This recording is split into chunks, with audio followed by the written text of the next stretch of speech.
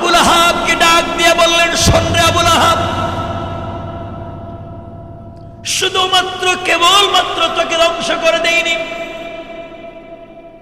আমি আল্লাহ রাব্বুল ইজ্জত ওয়াল জালাল তোমার স্ত্রীকে, তোমার সন্তান, তোমার সম্পত্তিগুলাকেও ধ্বংসের কথা বলেছি।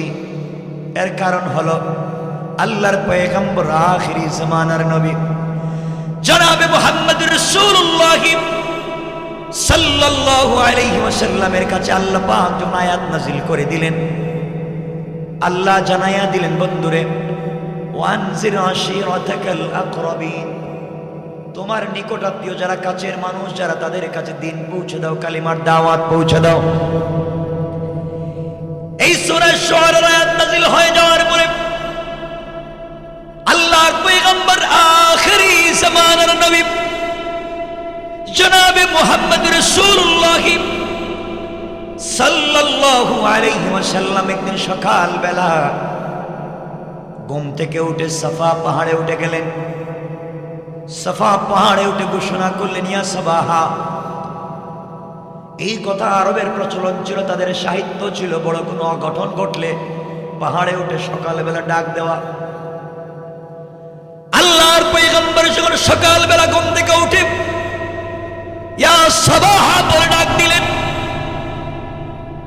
গোটা মক্কায় বড় বড় কুরাইশ বংশের যারা ছিল, আব্দে মানাফ যারা ছিল, লুই বংশের যারা ছিল, সবাই চিন্তা করলো মুহাম্মদ হঠাৎ করে ডাক দিল কেন?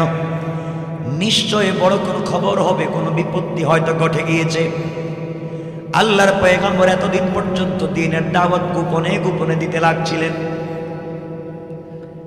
আমার ভাইরা কথাগুলো শুনবেন, সবাই নিজের মতো করে সাফা পাহাড়ের দিকে দৌড়তে লাগলো। যারা যেতে পারলো না, প্রতিবেশী পাঠাইয়া দিল, দুধ পাঠাইয়া দিল, যাও তো দেখো মুহাম্মদ কি বলে। সবাই যখন উপস্থিত হয়ে গেল, আমার রাসূল তাদের সামনে কিছু কথা বললেন। আমার নবী তাদেরকে উদ্দেশ্য করে বলতে লাগলেন, শোনো, বড় বড় নেতাদেরকে লক্ষ্য করে, গোষ্ঠীর লোকদেরকে লক্ষ্য করে বললেন, শোনো, আমি যদি তোমাদেরকে বলি তোমাদের বিরুদ্ধবাদীরা তোমাদের উপরে আক্রমণ করার জন্য আসতেছে, পাহাড়ের অপর প্রান্তে দাঁড়িয়ে আছে, আঘাত করবে আজ হোক কাল, তোমরা কি আমার কথাগুলোকে বিশ্বাস করবে? সবাই এক বাক্যে ডাক দিয়ে বলল, মুহাম্মদ ইবনে আব্দুল্লাহ, তুমি আমাদের ভাতিজা। কেউ বলছে ভাই, কেউ বলছে বন্ধু। শোনো, তোমাকে আমরা চিনি, দীর্ঘদিন পর্যন্ত তোমাকে আমরা দেখেছি, আজ পর্যন্ত তুমি আমানতের খেয়ানত করো নাই, কোনো মানুষের সঙ্গে খারাপ ব্যবহার করো নাই, আচরণ করো নাই, অন্যায় করো নাই। তোমাকে আল আমিন বলি, তোমার কাছে আমরা আমানত জমা রাখি। আজ পর্যন্ত তুমি কারোর সঙ্গে খারাপ ব্যবহার করো নাই, তোমার সঙ্গেও কেউ খারাপ আচরণ করে নাই। তোমাকে নিয়ে আমরা গর্ববোধ করি, তোমার মতো একটা যুবককে নিয়ে আমরা মক্কার মানুষ আনন্দিত, কুরাইশের মানুষ তো অহংকার করি। কি বলতে চাও, কি বলবা বলে ফেলো। আল্লাহর পয়গম্বর ডাক দিয়া বললেন, শোনো রে, আমি দেখতে পাচ্ছি তোমাদের জন্য জাহান্নামের আগুন দাও দাও করে জ্বলতেছে। তোমরা আজ থেকে তাওহীদের উপরে বিশ্বাস করো, মূর্তি পূজা ছেড়ে দাও, অগ্নি পূজা ছেড়ে দাও, গাছের পূজা ছেড়ে দাও, মাছের পূজা ছেড়ে দাও, পাথরের পূজা ছেড়ে দাও, সূর্যের পূজা ছেড়ে দাও, দুনিয়ার সকল দেব দেবীর পূজা ছেড়ে দাও, এক আল্লাহর তাওহীদের স্বীকৃতি দাও। আল্লাহ আমাকে রাসূল এবং নবী বানিয়ে পাঠিয়েছেন, রিসালাতের স্বীকৃতি দাও। বলো, এই কথার স্বীকৃতি দিলে আসলিম তাসলাম, ইসলাম কবুল করো, শান্তিতে থাকতে পারবা। তোমরা, আমি দেখতেছি তোমাদের জন্য জাহান্নামের আগুন দাউ দাউ করে জ্বলতেছে। ইন্তেকাল করলে জাহান্নামে যাওয়া লাগবে, আগুনে জ্বলতে হবে। এগুলার থেকে বাঁচো, কালিমা পড়ে মুসলমান হয়ে যাও, শান্তিতে থাকতে পারবা। আজ থেকে আমি নবী এবং রাসূল ঘোষণা দিলাম। এই কথা রাসূল পাক বললেন। কথা এখন পর্যন্ত শেষ করলেন না। গোটা পাহাড়ের নিচে পিন পতন নীরবতা বিরাজ করছে। কেউ কোনো কথা পর্যন্ত বলে না। যেই লোকটার সঙ্গে আজ পর্যন্ত একদিন বাক বিতণ্ডা হয় নাই, একটা দিন তার সঙ্গে উচ্চ সুরে কথা হয় নাই, হঠাৎ করে লোকটা একটা কথা বলে উঠেছে, এটা প্রতিবাদ করা যায় না। মক্কার মানুষ কিং কর্তব্য বিমূঢ় হয়ে গেল, অবাক হয়ে গেল, হতবাক হয়ে গেল, বুকা হয়ে গেল। কি জবাব দিবে, কি বলবে? সবাই যখন কোনো জবাব দিচ্ছে না, পাবলিক এখন পর্যন্ত কোনো কথা পর্যন্ত বলছে না, সবার আগে দাঁড়িয়ে গিয়েছে রসুলের চাচা আবুল আহাব, যার নাম ছিল আব্দুল উজ্জা। যেহেতু নামের মধ্যে শিরিক আছে, এই জন্য আল্লাহ নামটাকে চেঞ্জ করে রেখে দিয়েছেন। এই নামটাকে কোরআনের ভিতরে নিয়ে আসেন নাই। আবুল আহাবের ভিতরে যেহেতু জাহান্নামের আগুন পাওয়া যায়, এই জন্য নামটাকে নিয়ে এসেছেন। আমার বন্ধু করে গেল লম্বা তাফসীর, শুধু মূল বিষয়টা বোঝাতে চাই। আবুল আহাব দাঁড়িয়ে গেল আর ডাক দিয়ে বলে, তাব্বাত লাকা ইয়া মুহাম্মদ সাইরাল ইয়াউম আলী হাদা জামাতানা আয় দাওতানা। মুহাম্মদ ইবনে আব্দুল্লাহ রে, তোমার সারাদিন ধ্বংস হয়ে যাক, তুমি ধ্বংস হয়ে যাও। এই কথা বলবার জন্য কি তুমি আমাদেরকে একত্রিত করেছো? কি বলতে চাও তুমি? কি বলতে চাও? কি ওয়াজ করতে চাও? এগুলা মানতে পারবো না। আবুল আহাব দাঁড়িয়ে গেল, হাতের মধ্যে পাথর নিল, আমার নবীকে আঘাত করতে উদ্যত হল। আমার বন্ধুগণ, বিশ্ব নবীকে ডাক দিয়ে বলছে, মুহাম্মদ ইবনে আব্দুল্লাহ, তুমি যে কথা বলছো, এই কথার মাধ্যমে বোঝা গেল তুমি একটা পাগল, তোমার আল্লাহর একটা পাগল। আমার বন্ধুগণ বলতে চাই, রাসূল পাক প্রকাশ্যে দ্বীনের দাওয়াত দিলেন, সর্বপ্রথম বাধা দিয়েছে কে? কথা বলেন। আবুল আহাব রাসূলের কি? আরেকটা পরিচয় দেন, আরেকটা পরিচয় দেন। ঘরের লোক, ঘরের লোক না বাহিরের লোক? চাচা কি বাহিরের লোক না ঘরের লোক? নসরুল আপন চাচা, আপন বিয়াই, দুই মেয়েরে বিয়ে দিয়েছে এক ঘরে, তাও ঘরের লোক। রাসূল দ্বীনের দাওয়াত শুরু করলেন, সর্বপ্রথম বাধা দিয়েছে বাহিরের লোক। কথা বলেন। আজ দ্বীনের দাওয়াত দিতে গেলে রাস্তাঘাটে বাহিরের লোক আমাদের বাধা নয়, আমাদের মতো টুপিওয়ালা পাঞ্জাবিওয়ালা ঘরের লোক ইসলামের বাধা হয়ে দাঁড়িয়ে যায়। আমার বন্ধুগণ, নবীজি কষ্ট পাইলেন, অনেক কষ্ট পাইলেন। আপনারা তো জানেন না, এখানে লম্বা কথা আছে। কষ্ট পাইলেন, অথচ রাসূল পাক সাল্লাল্লাহু আলাইহি ওয়াসাল্লাম কষ্ট পাই আল্লাহর কাছে বলছেন, আল্লাহ, আবুল আহাব আমাকে গালি দিয়েছে, আমার চাচা, আমার কোনো কষ্ট নাই। আমাকে পাথর দিয়ে মারতে চাইছে, আমার কোনো কষ্ট নাই। কিন্তু আল্লাহ, তোমাকে পাগল বলে গালি দিছে, আমার বড় কষ্ট হয়। তোমাকে কেন গালি দিল? আল্লাহ জানাইয়া দিলেন, বন্ধুরে, আমাকে যদি কেউ গালি দেয় মাফ, আমার কোরআনকে কেউ গালি দেয় মাফ, কিন্তু যাকে দুনিয়ার জমিনে বন্ধু বানিয়েছি, আমার বন্ধুকে কেউ গালি দিলে, তাকে যদি কাবা চত্বরেও পাওয়া যায়, তাকে মাফ দেওয়ার সুযোগ নাই। সুতরাং আল্লাহর রাসূলের দুশমনকে কখনো মাফ দেওয়ার মতো কোনো আইন আমরা চাই না। ঠিক কিনা বলেন? কথা মনে বুঝেন না আমার বন্ধুগণ? আল্লাহ আয়াত নাযিল করে দিলেন। আল্লাহ বললেন, বন্ধু তুমি টেনশন করো না, কষ্ট পেও না। তোমাকে গালি দিয়েছে, তুমি কষ্ট নিও না। রাসূল পাক আল্লাহকে বলছেন, আল্লাহ তাআলা আমাকে গালি দিয়েছে তো কষ্ট পাই নাই, তোমাকে গালি দিয়েছে আমার ভিতরে লেগেছে। আল্লাহ রব্বুল ইজ্জত ওয়াল জালাল বললেন, আল্লাহ রব্বুল ইজ্জত ওয়াল জালাল বললেন, বন্ধুরে তুমি কি ভুলে গেছো তোমার চাচাকে আবুল আহাবকে?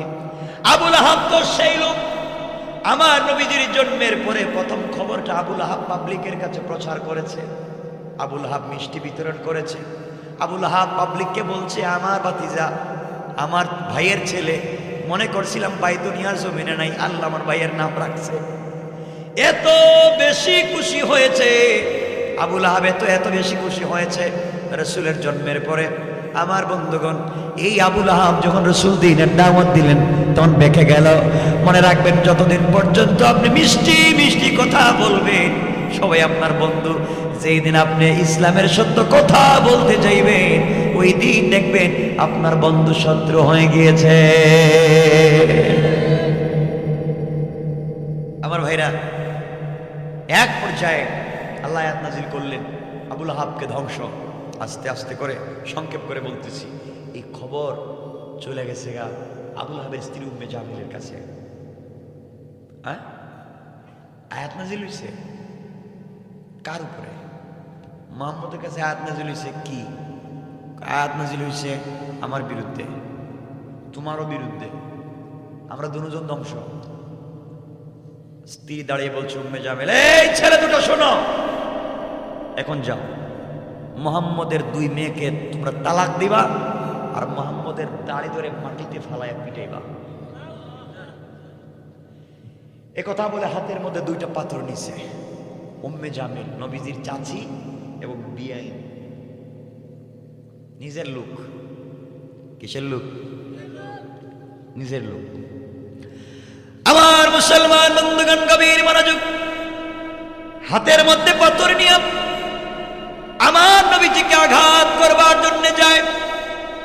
আল্লাহর পয়গম্বর, আখেরি জামানার নবী, ওই সময় কাবা চত্বরে হযরত আবু বকর সিদ্দিক রাদিয়াল্লাহু তাআলা আনহুর রানের উপরে মাথা রেখে শুয়ে আছেন, কোরআন তিলাওয়াত করতেছেন। হঠাৎ করে আবু বকর তাকায়া দেখেন উম্মে জামিল রাসূলের চাচি এবং বিয়াইন আসতেছে মারবার জন্য, হাতে 2টা পাথর নিয়ে।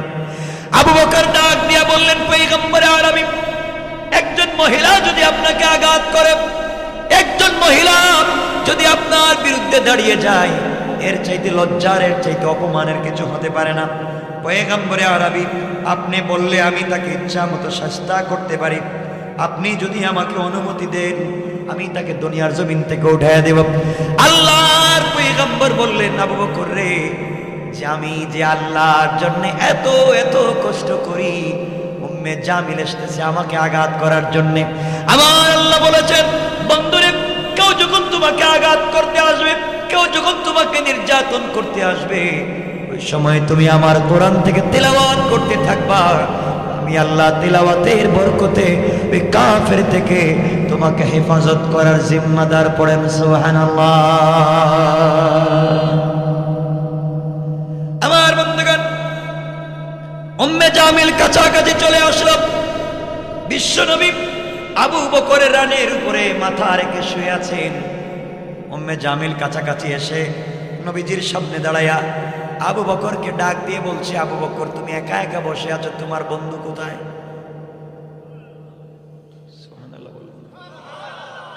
আবু বকর আশ্চর্য হয়ে গেলেন, আল্লাহর পয়গম্বর আমার রানের উপরে মাথা রেখে শুয়ে আছেন, আস্ত একটা মানুষ আমি দেখতেছি। উম্মে জামিল নবীজির সামনে দাঁড়িয়ে আমার নবীকে দেখে না, ব্যাপার কি? সে যখন দেখতে পায় না আমাকে দেখে, রাসূলকে দেখে না, বুঝতেছি না কি হলো। সুতরাং সে যখন দেখেন আমার বলার দরকার নাই, তিনি বললেন, তুমি খুঁজে দেখো মুহাম্মদ কোথায়। দীর্ঘক্ষণ খুঁজে করে পেল না। যাবার সময় ডাক দিয়ে বলল, আবু বকর রে, তোমার বন্ধুকে বলে দিবা আমি উম্মে জামিল তাকে যেখানে পাবো আঘাত করব, হত্যা করব।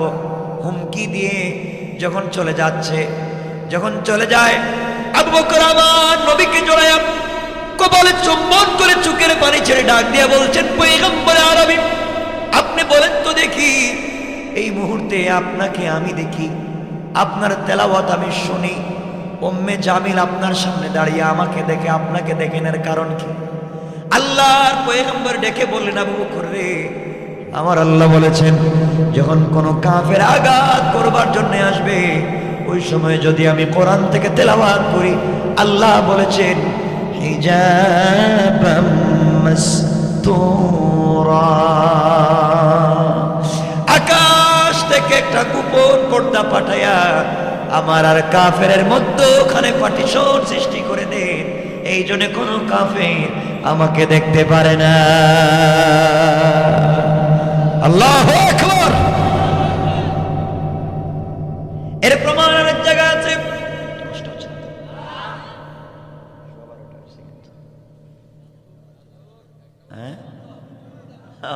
আর ফজরের নামাজ আমি একা একা পড়ব। কিয়ামতের দিন কইবেন, হুজুর তো ওয়াজ করছে, আমরা কিচ্ছু জানি না। আমি বুঝি এগুলা, কিন্তু কি বুঝাতে চাই শেষ পর্যন্ত আমি শুরু করেছি শুধু তাব্বাত ইয়াদা আবি লাহাব, এতটুকুনের কথা বলবো, শোনো আমার বন্ধুগণ। আল্লাহর পয়গম্বর আখিরি জামানার নবী যেই দিন মক্কা ছেড়ে ইয়াসরিবের দিকে মদিনার দিকে হিজরত করবেন, গভীর রাত্রে আল্লাহ এসে জিবরিল এসে বললেন বন্ধুরে উঠো। আল্লাহ বলছেন ইয়াসরিবের দিকে হিজরত করা লাগবে, মক্কা থেকে মদিনায় যাও। কি বুঝাতে চাই ঘটনা না, কি বুঝাতে চাই দেখো। আল্লাহর পয়গম্বর ঘুম থেকে উঠে গেলেন, ইয়াসরিবের দিকে খেজুর বাগানের দিকে হিজরত শুরু করবেন। হঠাৎ করে আওয়াজ শুনতে পাইলেন, কাফেরেরা বিরুদ্ধবাদীরা পুরো ঘরটাকে বেষ্টন করে রেখে দিয়েছে। বাহির দিক দিয়া বল্লম নিয়ে, নেজা নিয়ে, তীর নিয়ে ঘর থেকে বের হলে আঘাত করবে। আমার নবী আল্লাহকে ডাক দিয়ে বলছেন, আল্লাহ তাআলা আপনি আমাকে বলেছেন ঘর থেকে বের হয়ে যাওয়ার জন্যে, আয় আল্লাহ তাআলা আমি কেমনে ঘর থেকে বের হয়ে যাই? কাফেররা আমাকে আঘাত করবে, ঘর থেকে বের হলে মেরে ফেলবে। আপনি বলেছেন ঘর থেকে বের হতে। আল্লাহ বললেন বন্ধুরে তুমি শোনো, তোমাকে ঘর থেকে বের হওয়ার কথা আমি রব বলে দিয়েছি, ঘর থেকে বের হওয়ার দায়িত্ব তোমার, আর তোমাকে হেফাজত করার জিম্মাদার স্বয়ং আমি আল্লাহ। আল্লাহ রাসূল বললেন আল্লাহ তাআলা ঘর থেকে বের হতে পারি, আপনি বলেছেন জিম্মাদার, আপত্তি নাই। ওয়ালাকিন লিয়াতমাইন্না কলবি, কিন্তু অন্তরে শান্তি পাচ্ছি না, কাফেররা তো মারবে। তুমি বাঁচাবে বলছো ঠিকই, কিন্তু মনে শান্তি পাচ্ছি না, কোনো একটা ব্যবস্থা দাও। আল্লাহ ডাক দিয়ে বলেন বন্ধু শোনো, তাহলে তুমি এইবার হাতের মধ্যে কিছু কঙ্কর নেও, বালি নেও, পাথর নেও, কোরআন থেকে কিছু তেলাওয়াত করে কাফেরদের উপরে নিক্ষেপ করে দাও, এর মাধ্যমে তোমাকে আমি হেফাজত করব। আল্লাহ রাসূল বলছেন আল্লাহ তাআলা নিক্ষেপ করলে তো কই দিকে যায়? যেদিকে নিক্ষেপ করা যায় এদিকেই যাবে আল্লাহ তাআলা। ও পয়গম্বর আপনাকে বলেছি নিক্ষেপ করবার জন্য, আল্লাহ রাসূল বলছেন আল্লাহ তাআলা নিক্ষেপ করলে তো একদিকে যাবে, যেদিকে মারবো ওদিকে যাবে, অন্যদিকের কাফেররা তো আমাকে আঘাত করবে, হত্যা করে ফেলবে। আল্লাহ রাসূলকে আল্লাহ ডাক দিয়ে বললেন বন্ধুরে তোমার কাজ হলো নিক্ষেপ করা, আর চতুর্দিকের কাফেরদের চুকে চুকে পৌঁছে দেওয়ার জিম্মাদার স্বয়ং আমি আল্লাহ। বুঝাতে যাচ্ছি রবের সাথে সম্পর্ক রাখলে কি হয়। আমার বন্ধুগণ গভীর মনোযোগ, এক পর্যায়ে আল্লাহর পয়গম্বর হাতের মধ্যে কঙ্কর নিলেন, বালি নিলেন, পাথর নিলেন, যে কোনো জিনিস নিলেন, ঘর থেকে বের হয়ে একদিকে মারলেন, চতুর্দিকের কাফেরদের চোখে পৌঁছে গেল, চোখ রগড়াতে লাগলো, মুছতে লাগলো। রাসূল পাক মদিনায় চলে গেলেন। ঘটনা বলছি না। একদিন আল্লাহ ডাক দিয়ে বলছেন বন্ধুরে বলো তো ওই দিন কেমনে গেলা? নিক্ষেপ তো একদিকে করলা, শুধু সামনের দিকে মারলা, ডাইনে বামে পিছনে কাফেরদের চোখে কেমনে পড়লো তুমি বলো। আল্লাহ রাসূল বলছেন আল্লাহ তাআলা আপনি বলেন। আমার আল্লাহ জবাব দিলেন শোনো, ওয়ামা রামাইতা ইয রামাইতা ওয়ালাকিন্নাল্লাহা রামা। আল্লাহ রাব্বুল ইজ্জত ওয়াল জালাল বললেন বন্ধুরে মনে করেছো তোমার হাত দিয়ে তুমি নিক্ষেপ করেছো? না না, আমার উপরে ভরসা করে, আমার উপরে বিশ্বাস রেখে তুমি যখন ঘর থেকে বের হয়ে নিক্ষেপ করেছো, ওইটা তুমি আল্লাহ, তোমার হাত থাকে নাই, ওটা হয়ে গিয়েছে আমি আল্লাহর হাত। আর আমি আল্লাহ আমার হাত দিয়া কাফেরদের চুকে চুকে পৌঁছে দিয়েছি। পড়েন সুবহানাল্লাহ, আল্লাহু আকবার বলে। এই রব আসেননি? আসেননি? কাফেররা যত কৌশল করুক না কেন, ইসলামকে মুছে দেওয়ার কোন সুযোগ, কোন সুযোগ। আমার আল্লাহ বলছেন কাফেররা, বেঈমানেরা যত জিনিস দিয়ে দিন মুছে দিতে চায়, তারা যত কৌশল করে, আল্লাহ বলছেন আমার কৌশল আরো বড়। আমার আল্লাহ বলেন কোরআনে কারিমে, আল্লাহ বলেন, আমার আল্লাহ বলেন ওয়া মাকারু ওয়া মাকারাল্লাহ ওয়াল্লাহু খায়রুল মাকিরিন।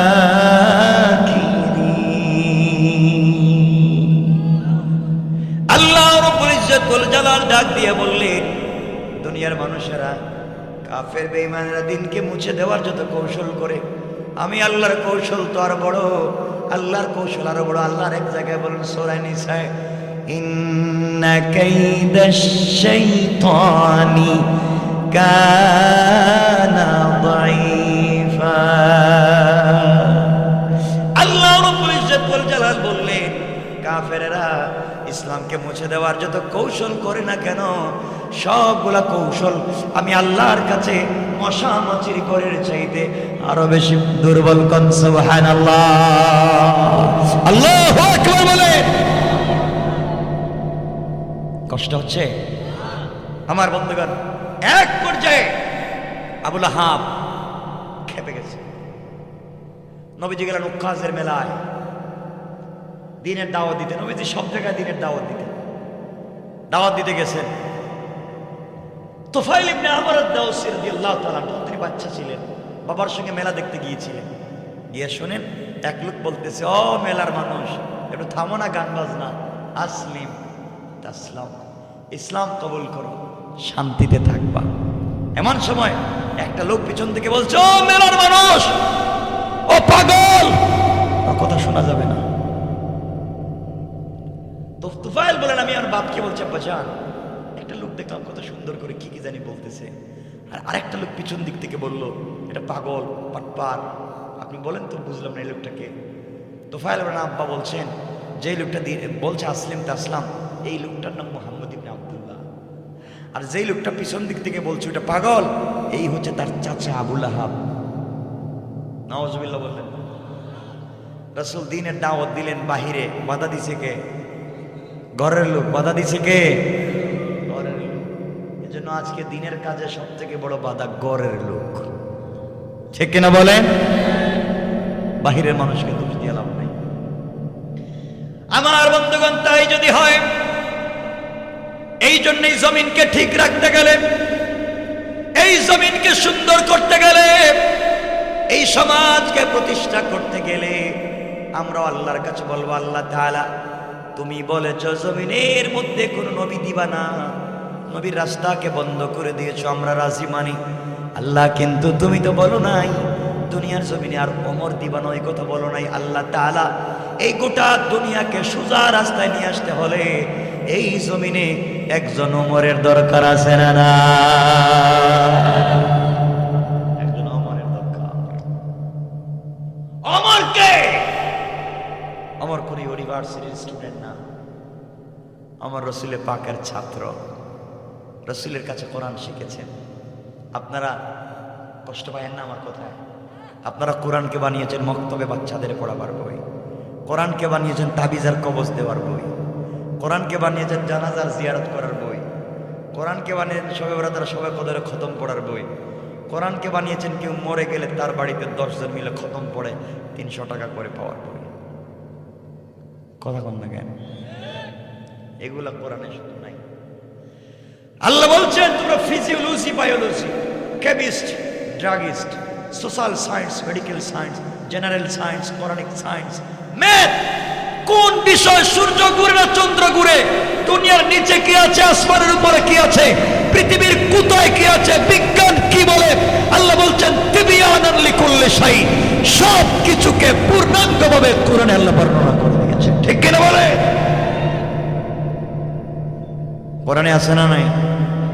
আমার দিকে তাকা, দিকে তাকা লাভ নাই, দুষ্ট কিছু থাকে। আমার বন্ধুগণ, এই জন্য কোরআনকে থিসিস করেন, কোরআন অ্যানালাইজ করেন, কোরআন গবেষণা করেন। বলতে চেয়েছিলাম, মনে উঠে গেল ওমরের কথা। ওমর কোনো ইউনিভার্সিটির স্টুডেন্ট ছিলেন না, ওমর তো ছিলেন উটের রাখাল। কিসের রাখাল? উটের রাখাল। উট প্রস্রাব করতো, টয়লেট করতো, আর উনি উঠের লেজ ধরে বসে থাকতো, এমন লোক। এই লোকটা কালিমা পড়ছেন, রাসূলের কাছাকাছি আসছেন, কোরআন শিখছেন, কোরআন বুঝেন। কোরআনে কারিমে সূরা ইব্রাহিম আল্লাহ বলছেন আলিফ লাম রা কিতাবুন আনজালনাহু ইলাইকা লিতুখরিজান নাসা মিনাজ যুলুমাতি ইলান নূর। কোরআন একটা ম্যাগনেট, কোরআন একটা লাইট। কোরআনের কাছে যারাই আসবে তারাই স্বর্ণ হয়ে যায়, স্বর্ণ খাঁটি হয়ে যায়। সুবহানাল্লাহ, জোরে পড়েন না। কোরআনের কাছে আসলেন, ছিলেন উটের রাখাল, হয়ে গেলেন অর্ধ জাহানের খলিফা। লজ্জা হচ্ছে সুবহানাল্লাহ বলতে? আমি তো সেরা মনে রোহিঙ্গা নাকি তাহলে এত ওয়াজ করতেছি, 2 ঘন্টা হয়ে গেছে। সুবহানাল্লাহ, জোরে আওয়াজ করে বলেন তো সুবহানাল্লাহ। আমি বক্তা না তো যে আমি একাকে ছিলাম আর আপনারা বসে থাকবেন না। আমার গলা ভাঙলে আপনাদের একটু ভাঙা লাগবে, এই নিয়ত করেই বসছি, বুঝছেন? কষ্ট হচ্ছে না তো? এই অমর, যে অমর উঠের রাখাল ছিলেন, আল্লাহ রসুলের কাছে এসেছেন, রসুলকে নেতা মেনেছেন, নিজে রসুলের কর্মী হয়েছেন, কোরআনকে সংবিধান মেনেছেন, পুরো সমাজ চেঞ্জ হয়ে গিয়েছে। অমর তো এমন মানুষ, মদিনা একবার ভূমিকম্প হয়েছে, ওমর হাতের তরবারি মদিনার মাটিতে গেড়ে বলছেন, এই মদিনার মাটি, আমি মুহাম্মদের কর্মী, মুহাম্মদ জিন্দা, হায়াতুন নবী, মদিনায় জিন্দা, আর তুই মাটি কাঁপবে, বরদাস্ত হবে না। মনে রাখবেন কিয়ামত পর্যন্ত মদিনায় আর ভূমিকম্প হবে না। তার নাম তো ওমর। কোরআনের কাছে আসছে ওমর, কি হয়েছে? ওমর মদিনার মসজিদে দাঁড়িয়ে খুতবা দিচ্ছেন, জুমার খুতবা। 800 মাইল দূরে হযরতে সারিয়া যুদ্ধ করছে। ওমর ডাক দিয়ে বলছেন, ইয়া সারিয়া আল জাবাল, আল জাবাল। আওয়াজ দিয়েছেন 700-800-900 মাইল দূরে, তার আওয়াজ আল্লাহ পৌঁছে দিয়েছেন। কথা বলবো ওমরের। ওমর তো এমন মানুষ, রাত্রে কে কি স্বপ্নে দেখে ওমর জানে, ওমর জানে। আরে হযরত ওমরের এই কথা তো আরো লম্বা। রাত্রে কে কি স্বপ্নে দেখে ওমর জানে। ওমর তো এই মানুষ, যেই মানুষ কাউকে ধরে বলছে, এই তোর হাতে কি? মদের বোতল। ভয় পেয়ে বলছে দুধের বোতল, হাতে নিয়ে দেখা যায় আসলেই দুধের বোতল। কি বুঝলেন? কোরআন কার নাম? কোরআন একটা ম্যাগনেট, বুঝলেন না তো? কোরআন কি? একটা ম্যাগনেট, চুম্বক। কাছে আসেন, কাছে আসেন। আপনারা তো শুধু মোবাইল কোম্পানি কাছে আসার গল্প শুনেন, কাছে আসো। আরে কাছে আসার গল্প তো 1450 বছর আগে শিক্ষা দিয়েছেন আল্লাহ রসুল, ঠিক কিনা বলেন? কাছে আসো, ইলম সিনা দরসিনা, কাছে আসো। জানি বড় মুসলমান কি বলতে চাই। ওমর তো এমন এক ব্যক্তির নাম, যারে দেখলে শয়তানের রাস্তা চেঞ্জ করে যেত। একদিন জোহরের সালাত পড়ে নবীজি বাইরে হয়েছেন মসজিদের নববী থেকে, হঠাৎ করে দেখেন শয়তান খুব তাড়াতাড়ি আসতেছে, অরিজিনাল শয়তানটা। নবীজি বলেন, আজকে আসো, ওরে কিছু জিজ্ঞাম আজকে কেন শয়তান এটা করে। কোপ আসতেছে, নবী যাইতেছে, হঠাৎ করে দেখেন শয়তান রাস্তা চেঞ্জ কইরা, রাস্তা থেকে জমিনে দিয়ে পুরা উমার দৌড় উল্টো দিকে। নবীজি বলেন, কি রে, আমার দিকে তো শয়তান দৌড়েবার কথা, ও দৌড় দিতেছে, কাহিনী কি? নবীজি পিছন দিকে তাকায় দেখেন উমর আইতেছে। উমর, আল্লাহু আকবার বললেন না? বলছে, বুঝছি না শয়তান, আমার উমরে দেখছিস। এমন ভয় পায়। আমার আর কিছুই না, শুধু কোরআন পড়েছে, শুধু কোরআন। হযরত আমার কে ছিলেন শোনো। রাত্রবেলা হাঁটতেছেন, হাঁটতেছেন, ঘুরতেছেন, আপনারা যা জানেন তা বলছি না, ঘুরতেছেন, হঠাৎ করে একটা ছেলে একটা বস্তা কাঁধে নিয়ে যাচ্ছে। আমার বলছেন, কি? দাঁড়া। লোকটা চিন্তা করছে, ধরা খাইছি, এখন তো বাঁচবার কোনো পথ নাই। তোর বাড়ি সবসময় উমর খলিফা, উমর রাষ্ট্রপ্রধান, কিন্তু তোর বাড়ি একটা খোলা থাকে, এমনি দেখলে ভয় পায় পাবলিক। তোর হাতে কি? সেই মাত্র 1 বোতল খাইছে মদ, হাতে আছে আরো 2 বোতল। চিন্তা হইলো বাড়ি থেকে আড্ডা দিয়ে খাইব। কি হাতে? মদের বোতল। আমার বলছেন, এই বোতলে কি? গরম দুধ। গরম দুধ মানে এত রাত্রে গরম দুধ তৈরি করি? আমার আব্বা দিছেন, আমার বোনটা অসুস্থ, তাড়াতাড়ি দুধ নিয়ে যাই, তুই বোঝাইতেছি। এ চিন্তা করছে, ভালো মানুষ তো আমার, দুধের কথা বললে কি আর ধর্ম নাকি ছেড়ে দিব? আমার বলতেছে, ব্যাগটা আমার কাছে দেখবে, পরীক্ষা করে দেখি। অত চিন্তা করছে, এবার খাইছে ধরা। তা তো 1 নাম্বার তো মদ, তা বলছি দুধ, তাহলে তো বাঁচবার কোন পথই নেই। মরছি তো মরছি, মাথাটা হরাইছে স্যার, পায়ে ধরে ভাবসাই এটা দুধই, আপনি দেখবার দরকার দেরি হয়ে যেতেছে। বলছেন বোতল দে একটু দেখি। যুবকটা আল্লাহকে বলছে, আল্লাহ আমি যে আজরাইলের সামনে পড়ছি, বাঁচবার কোনো আশা ভরসা নাই। আল্লাহ এক কাজ করেন, আপনি জীবনে যা মদ খাইছে সব ভুল, ওয়াদা দিলাম তোমার উমরের সামনে খাড়াইয়া, মনে হইতেছে আমার অরিজিনাল টাটকা আজরাইল আমার সামনে দাঁড়াই আছে। আল্লাহ কথা দিলাম আজকের পর আর মদ খাইতাম না, জীবনে যা বদমাইশি করছে সব বাদ, আজ থেকে পাক্কা ইমানদারের ওয়াদা দিলাম, তুমি শুধু উমর থেকে আমারে বাঁচাও। কথা দিলাম আর মিস্টেক হবে না, উমর থেকে বাঁচাও। আর মদের দুধ কিছু, মদ থেকে বাঁচাও উমর যেন হাতে না নেয়। এ তো দোয়া করছে, উমর সব বোতল দেয়। বেচারা কি করবে, শেষ পর্যন্ত বোতল হাতে দিছে। হযরত ওমর বোতলটা টান দিয়ে খুলছে, খুলেই দেখে গরম দুধ। আল্লাহু আকবার।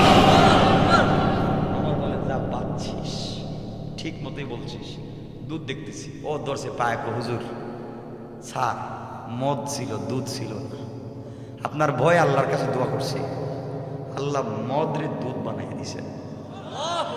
ওমর বোতল রাইকা কয়, ভাই তোর কাছে মাফ চাই, তুই আমার জন্য একটু দোয়া কর।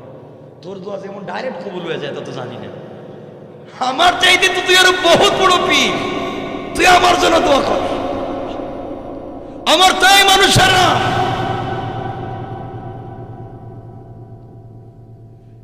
আমার বন্ধুগণ, যেই কথা বলে আলোচনা শুরু করেছিলাম সেই কথার দিকে যাচ্ছি। এই ওমর ফজরের সালাত পড়াচ্ছেন, মসজিদে নববীতে ফজরের ইমামতি করতেছেন। এমন সময় তিনি যখন ইমামতি করতেছেন, প্রথম রাকাত ইমামতি করলেন, প্রথম রাকাতের সালাত পড়িয়ে দিলেন। ঘটনা একটা শুনেন। হযরত ওমরের কাছে একদিন মুগীরা ইবনে শুবা নামে এক ব্যক্তির গোলাম আবু লুলু আল মাজুসি এসে বলছে, খলিফাতুল মুসলিমিন আমিরুল মুমিনিন, আমার নাম আবু লুলু আল মাজুসি, মাজুসি মুসলিম না, আমার মালিকের নাম হচ্ছে, আমার মালিক অমুক, আমার মালিকের নাম মুগীরা ইবনে শুবা, আমার মালিক আমার কাছে প্রতিদিন 4 টাকা চায়, তাকে যেন প্রতিদিন 4 টাকা দিয়ে আমি কোথা থেকে দেব? আপনি আমার মালিককে একটু বুঝাইয়া বলেন। তিনি বললেন, মুগীরা ইবনে শুবা তোমার মালিক, তোমার নাম আবু লুলু আল মাজুসি, তুমি কি করো? যুবকটা বলছে, খলিফাতুল মুসলিমিন আমি খঞ্জর বানাই। খঞ্জর, খঞ্জর বানা মানে কি? মদিনার জমিনে এত পাওয়ারফুল ব্যক্তি তো কেউ নাই, খঞ্জর কেউ বানাইতে পারে না। খঞ্জর হচ্ছে ছোট একটা তরবারি, এতটুকু লম্বা, মধ্যখানে হাতল, এদিকেও কাটা এদিকেও কাটা, ঢুকলে আর বের করা যায় না, এমনি মরে যায় মানুষ। এমন একটা তরবারির নাম খঞ্জর, অস্ত্রের নাম খঞ্জর। তুমি খঞ্জর বানাতে পারো, এত বড় পাওয়ারফুল অস্ত্র কেউ বানাতে পারে না। তোমার মালিক তোমার কাছে খঞ্জর বানানোর বিনিময়ে 4 টাকা চাইলো, বেশি চাইলো কেমনে? তোমার কাছে যদি প্রতিদিন 4 টাকা নয় 20 টাকা চাইতো, তাও তো তুমি দিতে পারতে, কেন তুমি দেও না? এই কথা শুনে চলে গিয়েছে আবু লুলু আল মাজুসি। আর চিন্তা করে, ওমর রে, তোমার কাছে গিয়েছিলাম আমার মালিকের বিরুদ্ধে নালিশ নিয়া, বিচার তো করলা না, উল্টা তাড়াইয়া দিলা। এখন থেকে তরবারি বানাবো তোমাকে মারার জন্য। চিন্তা করেন, একটা মাজুসি, আবু লুলু আল মাজুসি, মুসলিম না, একটা তরবারি তৈরি করলো, খঞ্জর বানালো আমার ওমরকে হত্যা করে দেওয়ার জন্য। একদিন ফজরের সালাতে অন্ধকার টাইমে মসজিদে নববীতে ফজরের সালাত হচ্ছে, এমন সময় ওমরের নেতৃত্বে ওমর যখন ফজরের সালাতের ইমামতি করতেছেন, আবু লুলু আল মাজুসি অন্ধকার সময় ওমরের আস্তে আস্তে কাছাকাছি ডান অথবা বাম পাশে নামাজে দাঁড়িয়ে গেল। প্রথম কাতারে নামাজে দাঁড়িয়ে গেল, নামাজ শুরু হয়ে গেল। তার পকেটে কিন্তু খঞ্জর আছে, কোনোভাবে ওমরকে হত্যা করবে। আমার বন্ধুগণ, এক পর্যায়ে ফজরের সালাতের প্রথম রাকাত কমপ্লিট হয়ে গিয়েছে, দ্বিতীয় রাকাতের সূরা শেষ হয়েছে। হযরত ওমর রুকুতে যাবেন, এমন সময় আবু লুলু আল মাজুসি পকেট থেকে খঞ্জর বের করে পেটের ওই জায়গায় দিছে একটা, ওই জায়গায় একটা, নিজ পিছন দিকে একটা, 3 জায়গায় স্টেপ করলো, 3 জায়গায় আঘাত করেছে। সাথে সাথে হযরত ওমরের নাড়ি বুড়ি বের হয়ে গিয়েছে। নামাজের ভিতরে হাতের খঞ্জর দিয়ে ঘুরাতে ঘুরাতে মসজিদ থেকে বের হয়ে গিয়েছে। ৬-৭ জন সাহাবীকে স্পট ডেড, জায়গায় শহীদ করে ফেলেছে, বের হয়ে চলে গিয়েছে। হযরত ওমর অজ্ঞান হয়ে মসজিদ নববীতে পড়ে গেলেন। আমার বন্ধুগণ, দীর্ঘক্ষণ চলে গেল, ওমরের জ্ঞান ফিরে না, কোনোভাবেই জ্ঞান ফিরানো যায় না। ডাক্তাররা পরামর্শ দিয়েছে ওমরকে বাঁচানো যাবে না, যে ওমর জবরদস্ত শক্তিশালী। আজকে ওমর জমিনে পড়ে গিয়েছে, অজ্ঞান হয়ে নাড়ি ভুড়ি বের হয়ে গিয়েছে। সবগুলাকে বেঁধে, কাপড় দিয়ে বেঁধে, পেটের সঙ্গে বেঁধে দেওয়া হয়েছে। নাবিজ দিলে মুখে পেট দিয়ে বের হয়ে যায়, পানি মুখের মধ্যে দিলে পেট দিয়ে বের হয়ে যায়, দুধ দিলে বের হয়ে যায়। বুঝা গেল কমপ্লিট ছিদ্র হয়ে গিয়েছে। ওমরকে আর বাঁচানো যাবে না। ডাক্তারেরা বলছে আর বাঁচবেন না। গোটা মুসলিম বিশ্বে কান্নার রোল পড়ে গিয়েছে। নামাজের সলাতে আঘাত করেছে, আমাদের খলিফাকে হত্যা করে ফেলেছে। এমন সময়ে দীর্ঘক্ষণ পরে, ঘন্টার পর ঘন্টা পরে হঠাৎ করে হযরত ওমরের জ্ঞান ফিরেছে। আল্লাহু আকবার! ওমরের জ্ঞান ফিরেছে। ওমর মিট মিট চোখ দিয়া তাকাইয়া বললেন, কে আছো আমার কাছে, আমার কাছাকাছি আসো, আমি আর বাঁচব না। কথা বলতে পারতেছেন না, ব্লাড চলে গিয়েছে। কাছে ডাইকা নিলেন। আপনারা মনে করতে পারেন, বলতে পারেন হয়তো তিনি আমার ছেলে আব্দুর রহমান কোথায়, আমার স্ত্রী কোথায়, আমার সম্পত্তি কোথায়, মদিনার রাষ্ট্রের খলিফা কে হবে, আমি তো মরে যাচ্ছি। কিছুই তিনি জিজ্ঞাসা করলেন না। নিজের ছেলের কথা জিজ্ঞাসা করলেন না, নিজের পরিবারের কথা জিজ্ঞাসা করলেন না, মদিনা রাষ্ট্রের কথা জিজ্ঞাসা করলেন না। কাছাকাছি ডাইকা নিয়ে বললেন, এখানে কি একজন সাহাবী আছেন যার নাম হুযাফা ইবনুল ইয়ামান? সবাই হুযাফা ইবনুল ইয়ামানকে খবর দিয়ে আনছেন। হুযাফা ইবনুল ইয়ামান যাকে বলা হয় সিররে রাসূল, রাসূলের গোপন বিষয় যিনি জানতেন। হুযাফা ইবনুল ইয়ামান এসে কান্না করে করে ডাক দিয়ে বলছেন, খলিফাতুল মুসলিমিন, আপনি আমাকে ডাকছেন কেন বলেন? হযরতে ওমর বলছেন, হুযাফা ইবনুল ইয়ামান, বলো তো, আমি জানি রাসূল ইন্তেকালের আগে মুনাফিকদের একটা লিস্ট তোমার কাছে দিয়েছেন। তোমার কাছে একটা লিস্ট আছে কারা মদিনার মুনাফিক। তোমার পায়ে ধরি ভাই, আমি মরে যাব, তোমার লিস্টে কি আমি ওমরের নামটা রাসূল বলেছে? ওমর মুনাফিক কিনা বলা? হুযাফা ইবনুল ইয়ামান কান্না করে বলছেন, ওমর কি বলতে চাও? আল্লাহর রাসূল বলেছেন তারপরে নবী হলে ওমর হতো। তোমার কথার উপরে ভিত্তি করে আল্লাহ কোরআনের 12-13টা আয়াত নাযিল করেছেন তোমার ফয়সালার ভিত্তিতে। তুমি কেমনে কথা বললে? এবার ওমর সবাইকে বলছেন, শোনো, বাঁচব না নির্ঘাত। আমি তোমাদের কাছে জানতে চাই, আমার নেতৃত্বে যে ফজরের সালাত শুরু হয়েছিল, আমার ইমামতিতে যেই ফজরের সালাত তোমরা শুরু করেছো, আমার অসুস্থ হয়ে যাওয়ার পরে, মসজিদে পড়ে যাওয়ার পরে তোমরা কি সেই সালাত কমপ্লিট করতে পেরেছো? রাসূলের জীবনের শেষ কথা ছিল সালাত, আসসালাতু আলা ওয়াক্তিহা। আমি ওমর নির্ঘাত মরে যাব, বাঁচব না। বলো, আমার পরে যে রাকাতটা রয়েছে, দ্বিতীয় রাকাত কি তোমরা কমপ্লিট করতে পেরেছো? কিয়ামতের দিন আল্লাহ যদি বলেন, ওমর রে, তুমি কেন আমার সালাতকে কমপ্লিট করলে না? বলো তো, তোমরা কি নামাজকে কমপ্লিট করেছো? সাহাবায়ে কেরাম বললেন, খলিফাতুল মুসলিমিন, টেনশন করবেন না, আপনি পড়ে যাওয়ার পরে আপনার জায়গায় আমরা আব্দুর রহমান বিন আউফ রাদিয়াল্লাহু তাআলা আনহুকে দাঁড় করাইয়া আমরা পরের রাকাত ইমামতিতে শেষ করেছি, কমপ্লিট নামাজ শেষ হয়েছে। এবার ওমর বলেন, আমার হাতটা উপরে দিকে উঠে দাও। সবাই মিলে ওমরের হাত উপর দিকে উঠে ধরছেন। ওমর বলেছেন, আল্লাহ তুমি সাক্ষী রাখো, ওমর এখন ইন্তেকাল করবে, বাঁচবে না।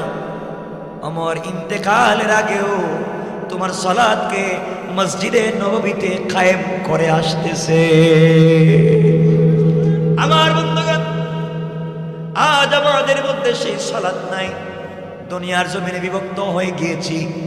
এই কমপ্লিট সালাতের কথা আল্লাহ রাসূল সাল্লাল্লাহু আলাইহি ওয়াসাল্লাম, কারণ সালাতের মাধ্যমে তাওহীদ প্রতিষ্ঠিত হয়, শিরক দূর হয়, কারণ একমাত্র মাথা নত হয় আল্লাহর সামনে। এই কারণে আল্লাহ রাসূল যখন তাওহীদের দাওয়াত দিলেন সাফা পাহাড়ে, সর্বপ্রথম নিজের মানুষগুলো বিগড়ে গেল। এর কারণ হলো তারা জানে এখন যদি এই কালেমা পড়ি নেতৃত্ব থাকবে না, কর্তৃত্ব থাকবে না, কারো সামনে মাথা নত করা যাবে না, মাথা নত করতে হবে একমাত্র আল্লাহর সামনে। কণ্ঠে কিনা?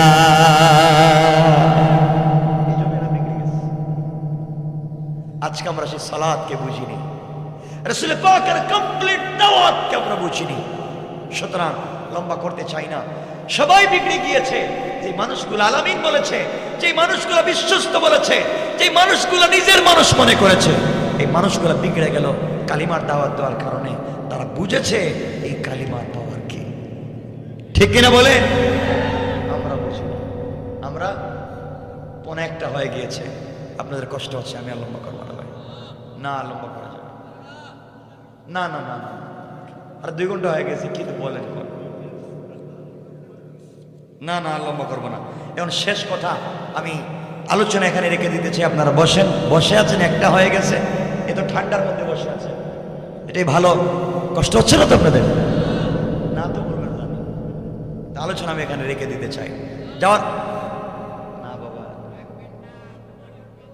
না হয়তো, আরে শোনেন না, আরে শুনেন, তাফসীরি আলোচনা এখানে রাখতে হবে শুধু কালিমা। আপনাদেরকে একটা বিষয় বোঝাতে চাই, আমরা জান্নাতে যেতে চাই না? একটু হাত উঠে দেখেন কারা যাইতে চান না। এই আবেগ দেখতেছি এখনো কাজ করতেছে, বাস্তবতে আনতে পারি নাই।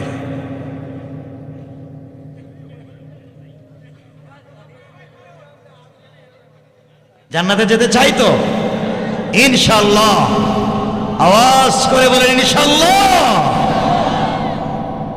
আপনাদেরকে এই জান্নাতে যাওয়ার একটা ছোট্ট আমল বলে শেষ করব। তাবরানী শরীফ, দারাকুতনি, 2টা হাদিসের কিতাব বলছি। এই 2টা হাদিসের কিতাবে কমপ্লিটেড আমল আছে। হযরত রাসূল পাক সাল্লাল্লাহু আলাইহি ওয়াসাল্লাম আলীকে বলেছেন, আলীকে এই আমলটা আপনারাও করবেন, বিনা হিসেবে জান্নাতে যাবেন। শুনেন, মা বোনদেরকে বাসায় গিয়ে বলবেন, আমার আলোচনা শেষের এই আমলটা আপনারা করবেন।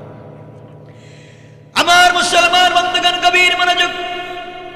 আল্লাহর পয়গম্বর একদিন মসজিদে নববীতে বসা, সাহাবায়ে কেরাম বসা, সকল সাহাবায়ে কেরাম বসে আছেন।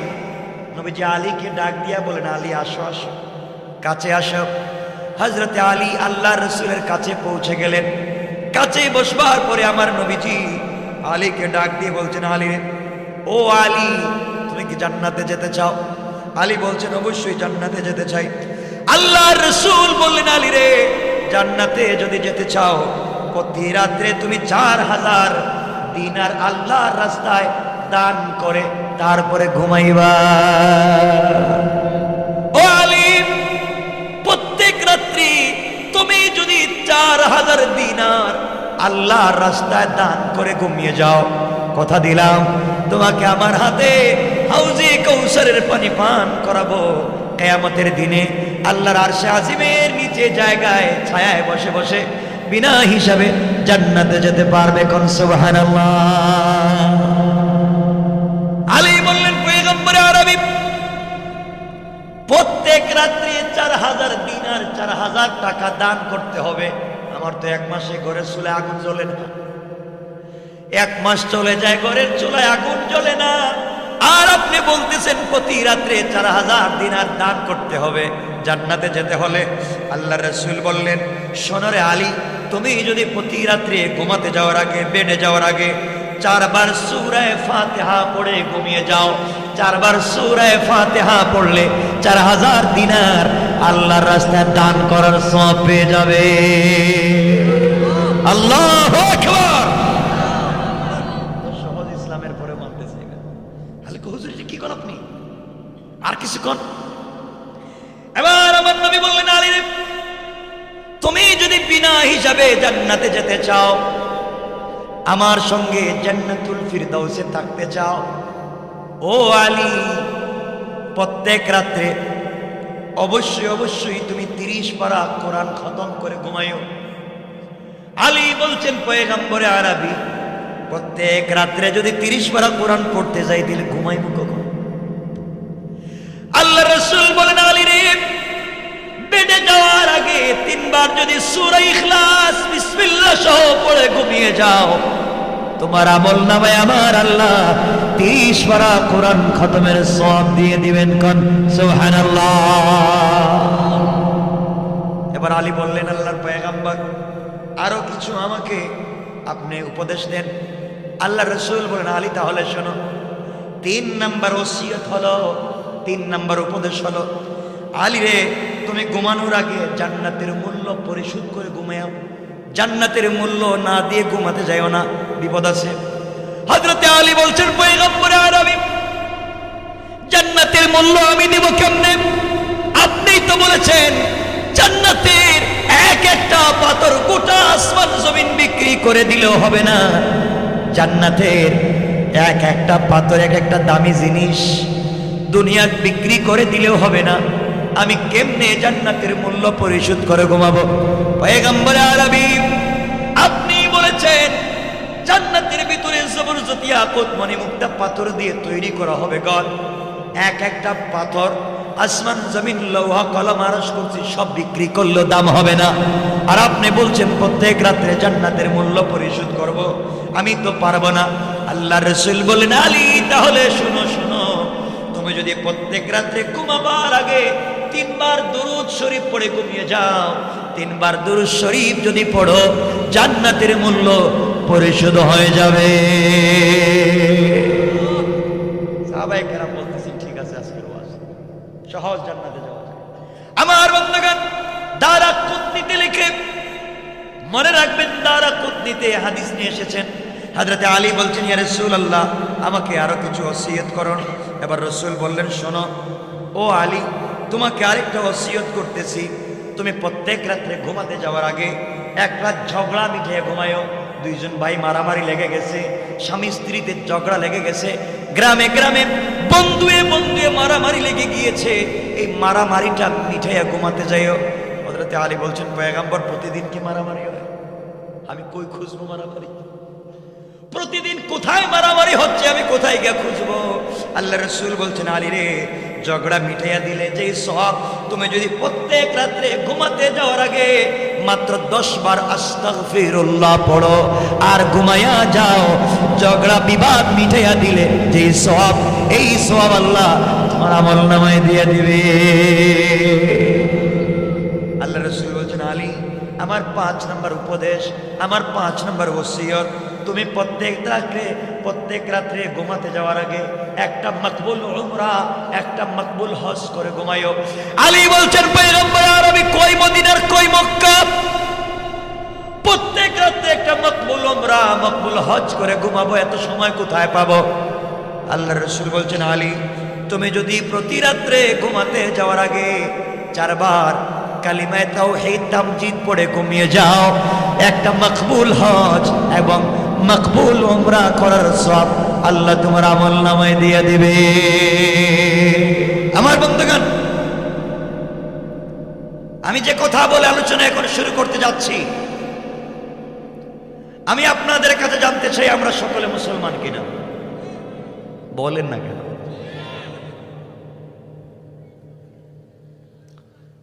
আজকে সমাজকে আপনি আর আমি বিভক্ত করেছি, সমাজকে বিভ্রান্ত করেছেন আপনারা, সমাজকে বিভ্রান্ত করেছি আমরা। ইসলামের একটা চেতনা ছিল, যে চেতনার নাম অসাম্প্রদায়িক চেতনা। ইসলাম সাম্প্রদায়িকতায় বিশ্বাস করে না,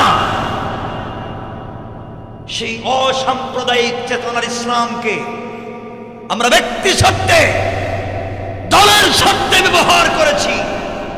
ইসলামের মূল শিক্ষা সমাজ পর্যন্ত পৌঁছে দিতে পারি নাই। কথা শুনেন, আজকে আমাদের কাজ হচ্ছে জ্বালাও পুড়াও। কে কিছু বলছে জ্বালাও পুড়াও, ভাঙ্গো, কাটো, মারো। দেশ থেকে কেউ উল্টা পাল্টা বলে জিব্বা টেনে ছিঁড়ে চামড়া উঠাইয়া জ্বালাইয়া দেশ থেকে বাইর করে দেবে। ঠিক নেই? ঠিক বললেন যে এই অথরিটি দিছে কি আপনাদের? কেউ যে ভুল করলে আপনি যে মারবেন, পিটাইবেন, দেশ থেকে বাইর করবেন, জ্বালাইবেন, এই দায়িত্ব আপনাকে দিয়েছে কে? ওয়াজে এসে আমি বললাম পাবলিক তো মাশাআল্লাহ, পাবলিক তো বাঙালি, সব ইহুদি খ্রিস্টানদের পণ্য বয়কট করো, ইসরায়েলের পণ্য ইউজ করা যাবে না, ইহুদি খ্রিস্টানদের কোন জিনিস ব্যবহার করা যাবে না। আপনারা বলেন ঠিক? ঠিক। আর বেটা ওয়াশ বুঝ কি বলতেছি, কি বোঝাতে চাই বুঝ। ভুল জায়গায় গিয়ে তো ঠিক বলতেছ। যে হুজুর আইসা বললেন বলো ঠিক, আপনারাও বললেন ঠিক। মানে আমার মতো কোন শ্রোতা যদি এখানে থাকে আর কয় যদি হুজুর আপনি যে এসে সব খ্রিস্টান, ইহুদি, হিন্দু, বৌদ্ধদের পণ্য বয়কটের ডাক দিয়েছেন, আমি জানতে চাই আপনি যে গাড়ি দিয়েছেন এই গাড়িটা কার? কোন মাদ্রাসার ছাত্র, কোন শেখুল হাদিস, আর কোন মুফতি সাহেব, আর কোন হুজুররা এই গাড়িটা বানাইছে? আপনি এটা করেন, কি উত্তর দিবেন? যে আপনি খ্রিস্টানদের ব্যবহৃত গাড়ি ব্যবহার কইরা আপনার পায়ের জুতা বাটা ইসরায়েল, আপনার হাতের গড়ি made in Finland, UK, Australia, আপনার হাতের মোবাইলটা হচ্ছে ইউএসএ, ফিনল্যান্ড, চায়না। কথা বলেন না? আপনি যে মাইক দিয়া নিষেধ করতেছেন এই মাইকই তো চায়না অথবা জাপান। আপনার পায়ের নিচের জুতা থেকে মাথার টুপি পর্যন্ত চায়না। হুজুর আজকালকে নরম টুপি পড়তে চায়। নরম টুপি মানে চায়না টুপি। আমার কথা কি ভুল বুঝতেছেন আপনারা? বুঝবেন কি বলতে চাই? আপনারা যে মসজিদে গিয়ে সেজদা করেন, যেই টাইলসে করেন, এটা যদি মার্বেল টাইলস হয়, বা পৃথিবীর সব থেকে দামি টাইলস মার্বেল তৈরি করে ইতালি, লেখা দেখবেন মেড ইন ইতালি। তো আপনার নামাজের জায়গা হচ্ছে খ্রিস্টান, আর সব থেকে দামি দামি যত জায়নামাজ, মুসল্লা, এগুলার বানাই হচ্ছে অস্ট্রেলিয়া। তো আপনার নামাজের জায়গা ইতালি, অস্ট্রেলিয়া। কাপড় হচ্ছে অরিজিনাল জাপানি টোরে, জুতা ইসরায়েল, গড়ি ফিনল্যান্ড, মোবাইল ইউএসএ, টুপি চায়না। হুজুর আপনি কোনটা বন্ধ করবেন? আপনি তো বাইরে এলে তো কাপড় খুলে যাওয়া লাগবে। কথা বলেন না কেন? কিসের ফতোয়া দিচ্ছেন? যৌক্তিক কথা বাদ দিয়ে। আমার কথা রাগ করতেছেন মনে আপনারা? আমি কি বলতে চাই শোনা লাগবে আজকে। আর আমার কথায় যদি প্রশ্ন আসে আপনারা দাঁড়িয়ে আমাকে ডাইরেক্ট প্রশ্ন করবেন, ডাইরেক্ট। আমি অনুমতি দিলাম আপনাদের প্রশ্নের জবাব দেব। এগুলো বাদ দেন। রাসূল পাক ও ইহুদিদের সঙ্গে বিজনেস করেছে। হুজুর আছেন, বুখারীর হাদিস, ইহুদিদের সঙ্গে বিজনেস করেছে। রাসূলের ইন্তেকালের আগে নিজের যুদ্ধের পোশাক যার কাছে বন্ধক দিয়ে খেজুর আনছিলেন, সেই লোকটাও ছিল ইহুদি। কথা বলেন না কেন? এগুলো বয়কটের মাধ্যমে সমাজের চরিত্রের পরিবর্তন হবে না। এই সমাজের মানুষের কাছে দ্বীন নিয়ে যেতে হবে। লিল হিকমতি ওয়াল মাউইযাতিল হাসানাতি, হিকমতে উত্তম কথা বলার মাধ্যমে। লাকাদ কানা লাকুম ফি রাসূলিল্লাহি উসওয়াতুন হাসানা, উত্তম চরিত্রের মাধ্যমে মানুষের কাছে দ্বীন নিয়ে যেতে হবে। এই দ্বীন দেখবে মানুষ কালিমা পড়ে মুসলমান হয়ে যাবে। পিটানো লাগবে না, কাউকে মাইরা পিটাইয়া জবরদস্তি করে দিন শেখানো যাবে না। হারাম, হারাম। আল্লাহ কোরআনে বলছেন লা ইকরাহা ফিদ্দীন, দ্বীনের ব্যাপারে কোনো জবরদস্তি নাই। কাদ তাবায়্যানা আর-রুশদু মিনাল গায়। আল্লাহ বলছে আমি ফয়সালা করে দিয়েছি দুটো পথকে, একটা হচ্ছে হেদায়েতের পথ, একটা হচ্ছে গোমরাহির পথ। তোমার কাজ হচ্ছে কোনটা হেদায়েতের রাস্তা, তোমার কাজ হচ্ছে কোনটা গোমরাহির রাস্তা, এটা বলে দাও। ইন্নাকা লা তাহদি মান আহবাবতা, তুমি ভালোবাসলেও কাউকে হিদায়াত দিতে পারবে না, হিদায়াত দেওয়ার মালিক স্বয়ং কে? আওয়াজ করে বলেন কে? হিদায়াত দেওয়ার মালিক আল্লাহ। তাহলে কেন ধর্মের ব্যাপারে মারামারি? এই এলাকায় কি হিন্দু আছে? আছে না? আপনারা কিছু হইলে দেশ আমাদের, জ্বালাও পুড়াও, হিন্দুদের মাইরে পিটাইয়া, অপারে কি মুসলমান নাই? তোরাও যদি আমরা জ্বালাইয়া পুড়ে পিটাইয়া এবারে পাঠাইয়া দেয়, তো কি শুরু করলেন সমাজটা? এই সাম্প্রদায়িক দাঙ্গা বন্ধ করুন, ইসলামের অসাম্প্রদায়িক চেতনা প্রতিষ্ঠা করুন, সমাজের মানুষের কাছে সম্প্রীতির বয়ান করুন, সকল মানুষকে ভাই ভাই মনে করুন, মানুষকে মানুষ হওয়ার শিক্ষা দিন।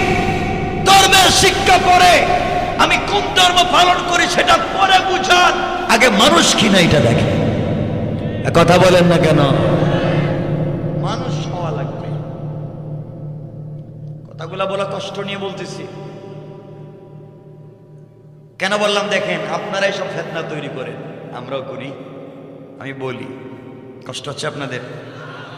আমার যে মনে হয় অসুবিধা হচ্ছে, আলোচনাটা শুরু করিনি কিন্তু অসুবিধা হচ্ছে মনে হয় আপনাদের। একটু হাত উঠায় দেখান কার কার অসুবিধা হচ্ছে। আমি বুঝছি, আমার বুঝ আছে, এটা অসুবিধা হচ্ছে। দেখলাম ওই যে আবেগ বাঙালি, এটাই বুঝছি আমি। আল্লাহ বলছেন তিনি হলেন রব্বুল আলামিন, গোটা আলমের রব আল্লাহ। আসমান জমিন লৌহ কলম জান্নাত জাহান্নাম আরশ কুরসি জিন্নাত মানুষ সকলের রব কে? মুসলমানদের রব কে? হিন্দুদের রব কে? ইহুদি খ্রিস্টান বৌদ্ধর রব কে? সকলের রব যদি আল্লাহ হয়, আল্লাহ কোন ধর্মের না সকলের? তাহলে আল্লাহ সাম্প্রদায়িক না অসাম্প্রদায়িক? বুঝেন নাই তো। আল্লাহ কোন ধর্মের নয়, আল্লাহ কোন ব্যক্তির নয়, আল্লাহ সকল সৃষ্টির রব। তাহলে আল্লাহ সকলের পাইলাম। কোরআনকে আল্লাহ বলছেন হুদাল লিল আলামিন, হুদাল লিন-নাস ওয়া বায়্যিনাতিম মিনাল হুদা ওয়াল ফুরকান। কোরআনকে আল্লাহ বলছেন গোটা সৃষ্টির জন্য হিদায়াত। তাহলে কোরআন মানুষের জন্য হিদায়াত, কোরআন জিন্নাতের জন্য হিদায়াত, কোরআন পশু পাখির জন্য হিদায়াত, কোরআন মুসলমানদের জন্য যেমন হিদায়াত, কোরআন ইহুদি খ্রিস্টানদের জন্য হিদায়াত। কথা বলেন না কেন? কোরআন শুধু মুসলমানদের হিদায়াত আর সকলের? আল্লাহ কার? কোরআন কার? সকলের। আল্লাহ বলছেন বন্ধু আমিও সকলের, কোরআনকে বানিয়েছি সকলের, তোমাকে সাম্প্রদায়িক রাখি নাই, তোমাকেও বানিয়েছি রাহমাতাল লিল আলামিন, গোটা আলমের জন্য তোমাকে বানিয়েছি রহমত। পড়েন সুবহানাল্লাহ। তাহলে রাসূল যদি সকলের জন্য রহমত হন, তাহলে মুসলমানদের জন্য রহমত, হিন্দুদের জন্য মনে হয় না? না সকলের? আল্লাহ কার? কোরআন কার? রাসূল কার? কোরআন যদি সকলের হয়, আল্লাহ যদি সকলের হন, রাসূল পাক যদি সকলের হন, এখানে ওয়াজ হইতেছে কোরআনের তাফসীর, আল্লাহর কথা হবে, রাসূলের কথা হবে, কোরআনের কথা হবে। তাহলে এখানে হিন্দু বৌদ্ধ আছে? এখানে নাই কেন? দাওয়াত দিলেন না কেন? এদের কাছে দিন পৌঁছাইব কে? মাইক দিছে, এদের কাছে দিন পৌঁছাবে কে? আল্লাহ, মানে নিজে দায়িত্ব নিতে চায় না। রাসূল বলছেন বাল্লিগু আন্নি ওয়ালাউ আয়া, একটা কথা হলে পৌঁছায় দাও। এই হিন্দুদের কাছে, বৌদ্ধদের কাছে মনে রাখবেন, দিলকে বড় করেন, তাফসীর মাহফিল কেমন করেন, সকল ধর্ম বর্ণ নির্বিশেষে সকল মানুষের প্রতি কোরআনের দাওয়াত রাসূল যেইভাবে দাওয়াত দিয়েছেন, এখানে হিন্দুরা আসবে, বৌদ্ধরা আসবে, কোরআন শিখবে, পিন্ডালে ঢুকবে হিন্দু হইয়া, আর চলে যাবে কালিমাওয়ালা মুসলমান হইয়া। ঠিক কিনা বলেন?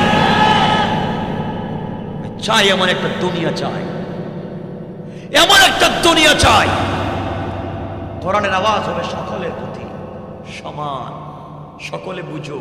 তাহলে কোরআন বিদ্বেষী থাকবে না। ওরা তো কোরআন বুঝে না, বিজয় বিদ্বেষ করে। কথা বুঝতে পেরেছেন? মনে হয় বুঝেন নাই। এতটুকু যদি বুঝেন, আরেকটা কথা বলি, আল্লাহ সকলের, কোরআন সকলের, রাসূলও সকলের, আর এই তিনটা মিলেই হচ্ছে ধর্ম ইসলাম। এই তিনটা বিশ্বাসী ব্যক্তির ধর্মের নাম। এখন আপনাদেরকে জিজ্ঞাসা করি, একটা শব্দ আপনারা খুব পরিচিত, আমাকে ভুল বুঝবেন না, আমি বুঝাবার জন্য বলছি। ধর্মের কোন রাষ্ট্রীয় পরিচয় হয় না, ধর্মের কোন রাষ্ট্রীয় সীমানা হয় না। কথা বুঝেন নাই, বুঝতে পারেন নাই। ধর্মকে রাষ্ট্রের ভিতরে শৃঙ্খলাবদ্ধ করবেন না। ধর্ম গোটা দুনিয়ার। আজকে রাষ্ট্র রাষ্ট্র করেছি আমরা, পাসপোর্ট করেছি আমরা, এক দেশ থেকে আরেক দেশে যেতে অনুমতি লাগে, কিন্তু দুনিয়ায় যদি ইসলাম প্রতিষ্ঠা থাকতো, গোটা দুনিয়ার সাদ হতো একটা, রাষ্ট্র হতো একটা, ধর্ম হতো একটা, রাসূল হতেন একজন, তাওহীদের রব হতেন একজন, কোন পাসপোর্টের প্রয়োজন থাকতো না, কারণ গোটা দুনিয়ায় থাকতো কোরআন আর ইসলাম। ঠিক কিনা বলে? সুতরাং রাষ্ট্রের কোন ধর্ম হয়, শুধু ধর্মীয় পরিচয় একটা থাকে না। ধর্মকে রাষ্ট্রের মধ্যে শৃঙ্খলে আবদ্ধ করবেন না।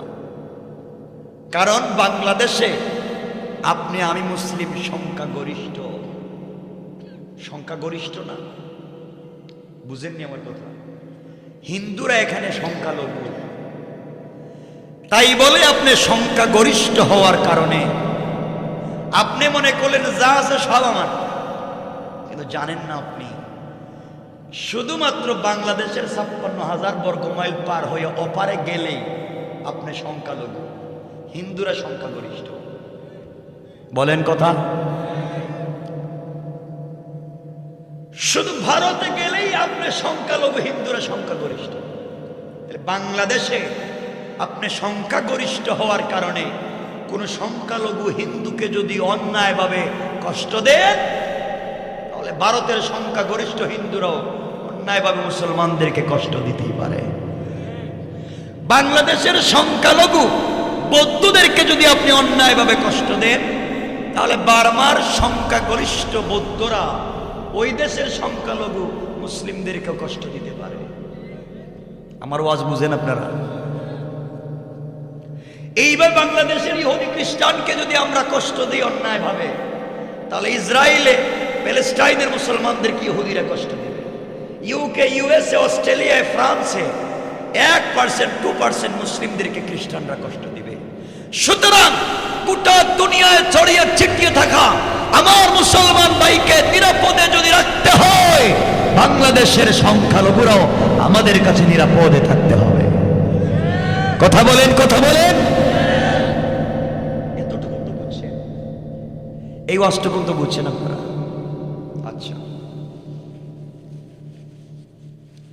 আবু দাউদের সহিহ হাদিস, সুননের হাদিস, সহিহ হাদিস, এটা রাসূল পাক বলেছেন, যারা অন্যায়ভাবে কারো দেব দেবীকে গালি দেয়, অন্যায়ভাবে কষ্ট দেয় কোনো ধর্মের মানুষকে, তাদের বিরুদ্ধে আমি রাসূল আল্লাহর আদালতে বিচার দায়ের করব। কথা বুঝছেন আমার? তাহলে আপনার কাজ কাউকে পিটানো, কাউকে মারা, কাউকে গালি দেওয়া না, সম্প্রীতি আর ভালোবাসা প্রতিষ্ঠা করা। আমরা ভালোবাসা নিয়ে আসছি দুনিয়ায়, আমার রাসূল ভালোবাসা নিয়ে এসেছিলেন, কাউকে গালি দেননি, কাউকে মারেননি, কাউকে পিটাননি। সবার প্রতি ছিল কুচকি হাসি, সবার প্রতি ছিল বুক ভরা ভালোবাসা, সবার প্রতি ছিল দরদ। এই দরদের মাধ্যমে সমাজে দিন প্রতিষ্ঠা করেছেন। কথা বলেন।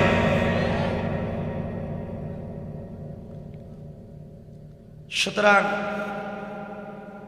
বাহিরের দুশ্মন আমাদের বড় দুশ্মন না, হিন্দু বৌদ্ধ ইহুদি খ্রিস্টান আমাদের বড় দুশ্মন না, আমাদের বড় দুশ্মন আমাদের ঘরে। আমার কথা যদি রাগ না করেন তাহলে কয়েকটা কথা বলি। বলি, আপনারা শয়তান খুঁজতেছেন হিন্দুদের এখানে গিয়ে, বৌদ্ধ ইহুদি খ্রিস্টান সব শয়তানরে মসজিদে জমা করে রেখে দিয়েছে। এর কারণ রাসূল পাক সাল্লাল্লাহু আলাইহি ওয়াসাল্লাম মদিনার মসজিদের ইমাম ছিলেন, ছিলেন না? মদিনার মসজিদের খতিবও ছিলেন, মাদ্রাসায় দারুল আরকাম মাদ্রাসায় সুফার শিক্ষকও ছিলেন, ছিলেন না? মসজিদে নববীর সভাপতিও ছিলেন, ছিলেন না? ছিলেন। মদিনার রাষ্ট্রের প্রেসিডেন্টও ছিলেন, মদিনার সেনাবাহিনীর প্রধান ছিলেন এবং মদিনার বাজারের বড় ব্যবসায়ীও ছিলেন। তিনি এখানে নিজের বউ আমাদের মা খাদিজাতুল কুবরা ব্যবসায়ী ছিলেন। ঠিক বললাম না? মনে হয় ভুল বলে ফেলেছি? এতটুকু যদি বুঝেন তাহলে আপনাদেরকে বলতে চাই, নবীজি ইমামও ছিলেন, ভালো মানুষ, খতিবও ছিলেন, ভালো মানুষ, সভাপতিও ছিলেন, ভালো মানুষ। আর আজকালকার বাংলাদেশে ম্যাক্সিমাম মসজিদের সভাপতি সুদখোর। কথা বলেন। ক্যাশিয়ার ঘুষখোর, আর সেক্রেটারি দুর্নীতিবাজ, চাঁদাবাজ, বদমাইশ। ঠিক কিনা বলেন?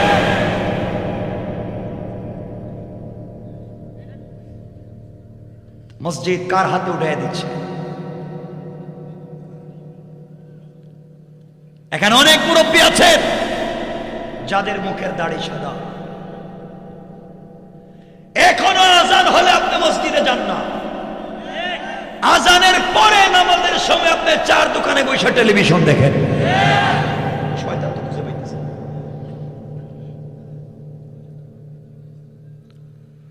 এলাকায় খবর নেই, এমন মুরব্বী আছে যার মুখের দাড়ি সাদা, হাতে 1.5 হাত লম্বা তসবিহ, 5 ওয়াক্ত মসজিদে নামাজ পড়ে।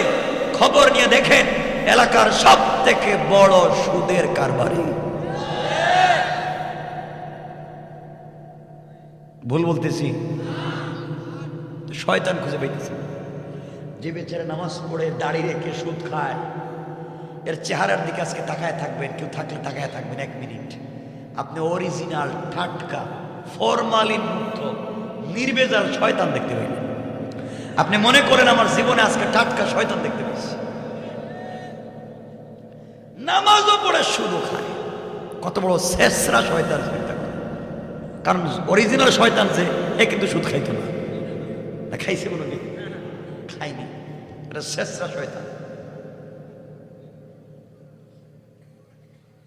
কষ্ট পাচ্ছেন আমার কোথায়? নামাজ পড়েন সুদ খায়। এমন লোক আছে যারা মসজিদের ক্যাসেট টাকা মাইরা খায়, মাদ্রাসার টাকা পর্যন্ত মাইরা খায়। ঠিক করে বলে? শয়তান খুঁজে পাচ্ছেন না।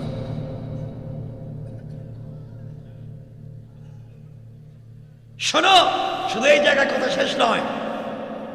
ডোন্ট মাইন্ড যারা ভিলেজ পলিটিক্স করেন, গ্রামের রাজনীতি করেন, এলাকার মোড়ল, মাতব্বর, বিচারী, আপনাদেরকে উদ্দেশ্য করে বলছি, রাগ করবেন না। সব না, খারাপ লোকের কথা বলছি। এমনও মোড়ল আছে, মাতব্বর আছে, গ্রামের বিচারী আছে, যারা এক কাপড় চা খাইয়া এদিকের বিচারকে এদিকে দিয়ে দেয়। এটা গরিব বলে না, ভুল ওয়াজ করতেছি না, বুঝে শুনে করতেছি। হ্যাঁ,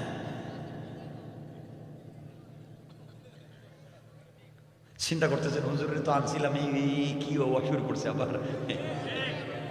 আমি তো আসছি, যদি রোগ না বুঝি তাহলে আমি ঔষধ দিব কোন জায়গায়? দেখতেছি এগুলো আসেনি আগে। এমন লোক আছে চোর ডাকাত বদমাইশের নাম পুলিশের মামলার ইজহারে আসছে, নেতারে গিয়ে এলাকার মাতব্বরে গিয়ে 2000 টাকা ধরা গেছে, খেলাম আমি তো বিপদে পড়ে গেছে, কাকা টেনশন করিস না বেটা যা। তার নাম মামলার ইজহার থেকে কাইটিয়া মসজিদের ইমামের নাম ঢুকাই দিস। ঠিক কিনা বলে?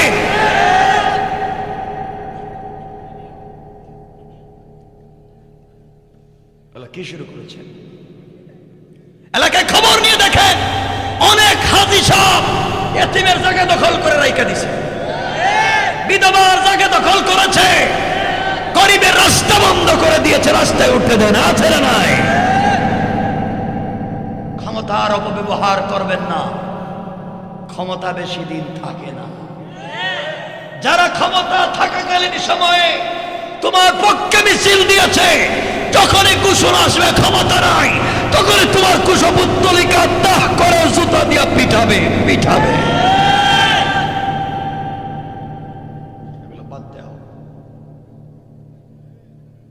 কারণ ক্ষমতার অপব্যবহার করলে আল্লাহ চাইলে 10 তলার থেকে জুতো দিয়ে পিটাইয়া পিটাইয়া গাছতলায় নামাই দিতে পারে। বহুতকে নামাইতেছে। আর আল্লাহর উপরে বিশ্বাস রাখেন, আল্লাহ চাইলে গাছতলার থেকে টান দিয়ে 10 তলায় উঠাই দিতে পারে। আমার বন্ধুগণ শোনো মুসলমান, কি বলতে চাই বুঝো। ফিতনা বন্ধ করো সমাজে। আমরা ভালো মানুষ হয়ে যেতে চাই। আমার কষ্ট হয়, কষ্ট হচ্ছে আপনাদের? আমার কষ্ট হয়। আজকালকে বাচ্চারা মসজিদে নামাজে যায়, ছোট ছোট বাচ্চারা 5 বছর 6 বছর আসেনি মসজিদে, আসলে কিছু মুরব্বী আছে, এই বাচ্চা আচ্ছা যা বাইরে দেয়নি, এগুলো বাইর করে দেয়, বাইর করে দেয়। আইসা দেখছে এই যে সামনের কাতার একটা পিচ্ছি, কয় ছেলে পিছনে যাও, আরেকজন আসছে এসে বাবা পিছনে যাও, আরেকজন আসছে আরো পিছনে যাও, আরেকজন এসে বলছে আরেক পিছনে যা। ও যাইতে যাইতে গেছে বারণ নাই, দূর জীবনে মসজিদই বাইর করে দিচ্ছে। কে অথরিটি দিয়েছে আপনাকে মসজিদ থেকে বের করে দেওয়া? এই বাচ্চা 8-10 বছর বয়সে মসজিদে আসতে পেরেছে, আর আপনি তো 8-10 বছর বয়সে যাত্রা গানে আর সিনেমা হলে গিয়েছিলেন।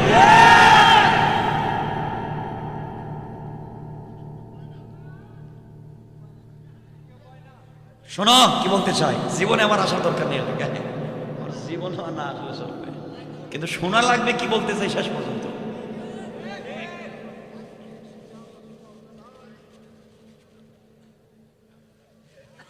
শোনো, মসজিদ থেকে বাচ্চাদেরকে বের করে দিও না, বাচ্চাদেরকে মসজিদে থাকতে দিও। কারণ তোমার আমার নামাজ তো কবুল হবে না। তুমি নামাজ পড়ে সুদ খাও, নামাজ পড়ে ঘুষ খাও, নামাজ পড়ে ফ্যান্সি ডিলের ব্যবসা করো, নামাজ পড়ে ইয়াবা খাও, নামাজ পড়ে চুরি করো, নামাজ পড়ে আরেকজনের জমি থেকে ফল নিজে কাইটা খাও, নামাজ পড়ে আরেকজনের ধান কাইটা গরুরে খাওয়াও, নামাজ পড়ে আরেকজনের জমি থেকে ফসল নিয়ে নিজে খাও, নামাজ পড়ে চুরি চামারি বদমাইশি করো, তোমার নামাজ তো কবুল হবে না। মসজিদে সালাত যদি কবুল হয়, এই মাসুম বাচ্চাদের উসিলায় কবুল হয়ে থাকে। ঠিক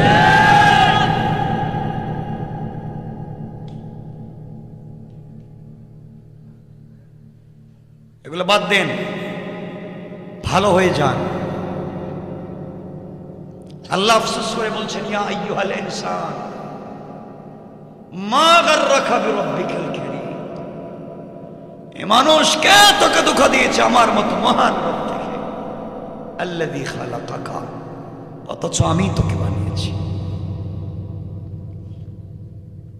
এই জন্য শোনা বলতে চাই কি, আপনারা তো মারামারিতে আছেন, কে গোল টুপি, কে লাল টুপি, কে লম্বা পাঞ্জাবি, কে কাটা পাঞ্জাবি, এগুলো নিয়ে মাই কে দাঁড়াইলো ইয়া নবী সালাম আলাইকা, কে দাঁড়াইলো না, কে হাত নাভির নিচে বাঁধলো, কে বুকের উপরে বাঁধলো, কে সাইডা দিল, মায়ের কথা বলেন না। এগুলো বাদ দিয়ে দাও, এগুলো বাদ দাও। ইসলামের কলিজা থেকে রক্ত ঝরছে, মুসলমানেরা চিৎকার করে বলছে আল্লাযীনা ইয়াকুলুনা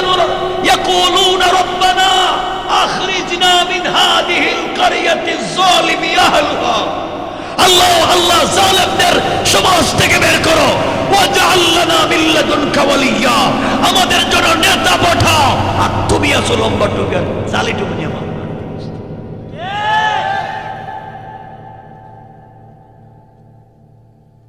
ইমাম সাহেবেরা মসজিদে নামাজের ভিতরে যে আয়াতগুলো তিলাওয়াত করেন, যে সূরাটাই পড়েন, কিন্তু এই সূরার বাস্তব শিক্ষা মসজিদের পাবলিক পর্যন্ত দিতে পারেন না।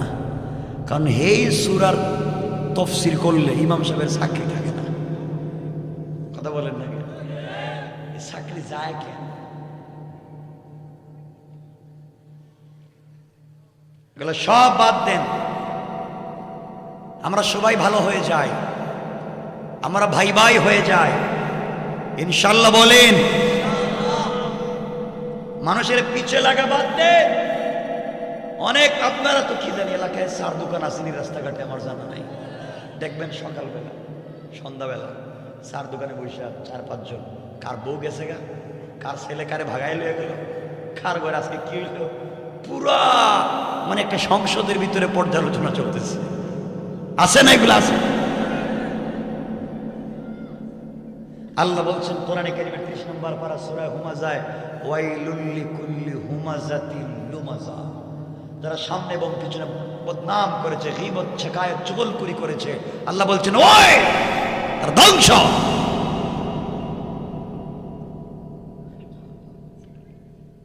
এগুলো বাদ ইনশাল্লাহ। আর যুবকেরাও তো ভালো না, তোমরা তো খারাপ হয়ে গেছো, সারাদিন শুধু প্রেম প্রেম প্রেম। তোমাদেরকে আমি চিনি, কিছু বলবো মনে করে না, ছেড়ে দিতেছি, বলবো তোমাদের চরিত্র আমার জানা আছে।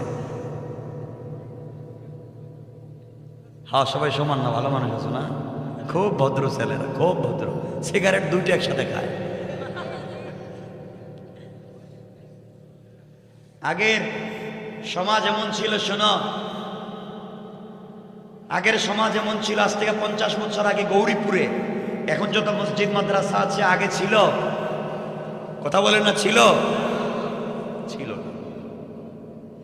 এখন যত আলিম উলামা আছেন আগে ছিলেন? ছিল না।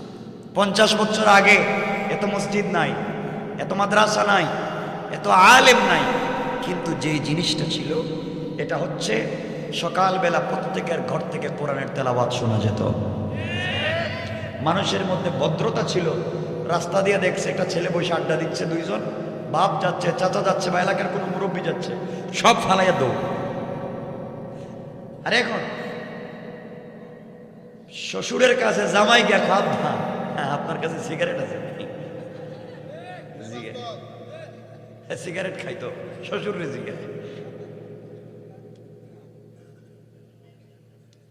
মসজিদ হয়েছে বেশি, মাদ্রাসা হয়েছে বেশি, আলিম হয়েছে বেশি, কিন্তু চুরি চামারি কমে নাই, আগের চাইতে বাড়ছে বেশি। সব হয়েছে, মানুষের চরিত্রের পরিবর্তন হয় নাই। এজন্যে আমার কথাগুলা শুনবেন ইনশাআল্লাহ। এতক্ষণ যা বলছি মনে থাকবে তো? মনে থাকবে তো? আর একটা কথা বলে দিই, দিয়ে আলোচনা আমরা সংক্ষেপ করব, কারণ রাত্র 11:30টার উপরে, আর আপনাদেরও দেখতেছি কষ্ট হইতেছে। যুবক শোনো, কে বলতে চাই, তোমাকে কি বলতে চাই বুঝো। তোমাকে আমি বলবো না যে তুমি সিনেমা হলে যাইও না, কারণ আমি জানি আমাকে ওয়াদা দিয়েও তুমি যাইবে। তোমারে আমি কি বলছি এটা শুনো, আমি কি মেসেজ দিচ্ছি। যুবক, বন্ধুদের পাল্লায় পড়ে সিনেমা হলে গিয়েছ, হঠাৎ করে তুমি গড়িতে তাকায় দেখছো নামাজের সময় হয়ে গিয়েছে, ওই সিনেমা হলের ভিতরেই নামাজে দাঁড়ায় যাও। যেখানে সুযোগ পেয়েছো সালাতে দাঁড়ায় যাও। বন্ধুদের পাল্লায় পড়ে মদের বারে গিয়েছ, সালাতের সময় হয়েছে, মদের বোতলটা প্যাকেটে রাখা দাও, তুমি ওখানেই নামাজে দাঁড়ায় যাও। তুমি বন্ধুদের পাল্লায় পড়ে ফেন্সিডি হাতে নিয়েছো খাওয়ার জন্য, সালাতের সময় হয়েছে, তুমি রাইখা দাও টেবিলে, নামাজে দাঁড়ায় যাও। তোমার হাতে আমার ট্যাবলেট, সালাতের সময় হয়েছে, ট্যাবলেটে রাইখা দাও, আগে সালাতটা পড়ে। বন্ধুদের পাল্লায় পড়ে জিনা করেছ, নামাজের সময় হয়ে গিয়েছে। আমি বলবো তুমি পবিত্র হয়ে ওখানে নামাজে দাঁড়ায় যাও। তুমি যত শয়তানের বদমাইশি করো, সালাতটা ভুলে যাইও না। যুবক, তোমার কাছে যদি পাঞ্জাবি না থাকে, একটা লম্বা শার্ট পরে নামাজে দাঁড়ায় যাও। শার্টও যদি না থাকে, একটা টি শার্ট পরে নামাজে দাঁড়িয়ে যাও। একটা টি শার্টও যদি না থাকে, একটা স্যান্ডো গেঞ্জি পরে নামাজে দাঁড়িয়ে যাও। একটা স্যান্ডো গেঞ্জিও যদি না থাকে, শুধু পায়জামা অথবা লুঙ্গি পরে নামাজে দাঁড়িয়ে যাও। তাও যদি না থাকে, নাভি থেকে হাঁটু পর্যন্ত ডাইকা, এরপরও নামাজে দাঁড়িয়ে যাও। তাও যদি না থাকে, উলঙ্গ হয়ে নামাজে দাঁড়িয়ে যাও। ওযুর পানি থাকলে ওযু করে নামাজে দাঁড়িয়ে যাও। ওযুর পানি না থাকলে তায়াম্মুম করে সালাতে দাঁড়িয়ে যাও। তায়াম্মুমের যদি ব্যবস্থা না থাকে, বিনা ওযুতে উলঙ্গ হয়ে নামাজে দাঁড়িয়ে যাও। তারপরেও তুমি সালাত পড়ো। রাসূলের শেষ কথা, সালাত সালাত সালাত সালাত পড়ো। আমার বিশ্বাস, আল্লাহ বলছেন ইন্নাস সালাতা তানহা আনিল ফাহশাই ওয়াল মুনকার। এই সালাতই একদিন তোমাকে সকল অশ্লীলতা থেকে বাঁচাইয়া হেফাজত করে আল্লাহ পর্যন্ত পৌঁছাইয়া দিবে ইনশাআল্লাহ। কেমনে বুঝাইলে বুঝবে? আমিও চাইলে আজগবি একটা কিচ্ছা বলতে পারি। বলেন, আজগবি কিচ্ছা বলার জন্য আসিনি। শোনো কি বলতে চাই যুবক, নামাজটা ছাড়া দিও না। নামাজের কি স্বাদ, সময় কম, তারপরও যদি সুযোগ পাই বলবো, এই আলোচনায় আসবে। রাসূল জ্ঞান ফিরলে বলতেন সালাত। ওমরকে আবু লুল আল মাজুসি খঞ্জর দিয়ে মারছে, তাও জ্ঞান ফিরছে, বলছে সালাত। তুমি কই? কিসের মুসলিম পরিচয় দিচ্ছ তুমি? মাল ফারকু বাইনাল মুসলিমি ওয়াল কুফর। কাফির আর মুসলিমের পার্থক্যটা কোথায়? তাও তোমার সালাত। তুমি সালাত পড়ো না, কিসের মুসলিম দাবি করো? ঠিক আছে তো বাবা, আমার কথা মনে থাকবে তো ইনশাআল্লাহ? শোনো কি বলতে চাই। কষ্ট হচ্ছে না তো? এভাবে বললে কষ্ট হবে আপনাদের? আরে দিলে দরদ নিয়ে বলছি। আমি আল্লাহর কাছে যদি বলি, আমার উস্তাদেরা যদি দোয়া করতেন একটু বাড়াইয়া, যারা আমার যদি একটা শক্তি আল্লাহ দিতেন, যে আপনাদের কলেজের ভিতরে ডাইরেক্ট ঢুকাই দিতে পারতাম যে এটা মানে, কি শান্তিটা পাইতাম। কেন মানেন না? কেন বুঝেন না? আল্লাহ জিজ্ঞাসা করবে না, বললাম তুই শার্ট পরছিলে না পাঞ্জাবি পরছিলে? তোর প্যান্ট ছিল না পায়জামা ছিল? আল্লাহ জিজ্ঞাসা করবেন, বললাম আমি যে ডাইকা বলছিলাম হাইয়া আলাস সালাহ, আয় আমার কাছে আয়, আয় হাইয়া আলাল ফালাহ, আয় একটু কামিয়াবি দে আমার কাছে আয়, কেন আইলে না? উত্তর দে। কি জবাব দিবেন? যুবক তোমাদেরকে বলছি, শোনো ভাই, আমিও তোমাদের মতো যুবক। আমি এই দেশে না থাকলেও পারতাম। আল্লাহ আমাকে দুনিয়ার বহুত দেশ সফর করাইছে, বহুত শান্তির দুনিয়া থাকতে পারতাম। রাত দিন খায়া না খায়া এত কষ্ট। কি বলতে চাই আমার কথাগুলো শুনে না, কি বলতে চাই? অযুবক, তোমরা নাকি আজকে প্রেম করো। প্রেম বুঝো কি বলতে চাই? আমি একজন প্রেমিক পুরুষ, আমিও প্রেম করি। আমারও একজন প্রেমিক আছে, সে রাত্রে ঘুমায় না, সারা রাত্র জায়গা থাকে, খবর নেই কই আছি। সিকিউরিটি গার্ড রেখে দিয়েছে আমার না হয় রাস্তায় যেন ডিস্টার্ব না করে। আমি ঘুমিয়ে গেলে আমার প্রেমিক আমার জন্য 19 জন গার্ড রাইখা দেয়, যেন কোনোভাবে তার নাক দিয়ে কান দিয়ে কোনো পোকা না ঢুকে। সেই প্রেমিককে তোমাদের কাছে পরিচয় করিয়ে দেব। শোনো যুবক, যুবক তোমাকে বলছি, ভুল পথ থেকে আজকে চলে আসো। আসো না, ইলম সিনা দর সিনা, ইলমে মারিফত তো কলিজায় থাকে। আল্লাহর পরিচয় দিলে থাকে, দিলে, জবানে নয়, দিলে। যুবক শোনো, আমার কথা বুঝো। তুমি যার সাথে প্রেম করেছ, যেই মেয়ে ছাড়া তোমার ভালো লাগে না, যেই মেয়ের প্রেমে পড়ে তুমি উন্মাদ হয়েছ, তুমি মেয়ের প্রেমে পড়ে পড়ালেখা বাদ দিয়েছ, একটা মেয়ের প্রেমে পড়ে মা বাবার সঙ্গে খারাপ ব্যবহার করছ, বন্ধুদের আড্ডায় পড়ে দুষ্টামি করছ, যুবক, তোমার প্রেমিকা, তোমার গার্লফ্রেন্ড অনেক সুন্দরী, তার চেহারা অনেক স্টাইলিস্ট, তার সৌন্দর্য এক্সট্রা অর্ডিনারি করা, তার চেহারা দেখলে তোমার কলিজা শুকিয়ে যায়, তার কথা শুনলে তুমি উন্মাদ আর পাগল হয়ে যাও, তাকে কাছে পেতে তোমার মন চায়। ও পাগল যুবক, তুমি ভুকা, তুমি দুঃখায় পড়েছ। তোমার প্রেমিকার চামড়া নাকি অনেক সুন্দর, চামড়ার সৌন্দর্যে পড়ে প্রেমিক তুমি পাগল হয়েছ। আরে বুকা, আজ যদি তোমার প্রেমিকা মরে যায়, 32 ঘন্টার ভিতরে তার সুন্দর চামড়ার থেকে বের হবে বুকা। কসম আল্লাহ পাকের জাতের, তুমি যেই মেয়ের সাথে প্রেম করেছো, সারা রাত শেষ হয়ে যায়, কথা শেষ হয় না। মোবাইলের চার্জ শেষ, তোমার কথা শেষ হয় না। জিন্দেগি শেষ, তোমার কথা শেষ হয় না। আরে বুকা, এই মেয়েটা যদি ঘুম থেকে উঠা তোমার চাইতে সুন্দর, তোমার চাইতে স্মার্ট, তোমার চাইতে টাকাওয়ালা আরেকটা যুবকের অফার পায়, তোমাকে কসম সাথে সাথে ভুলে যাবে। আমি ভুল বলতেছি? আমি বলতে চাই তুমি বুকা।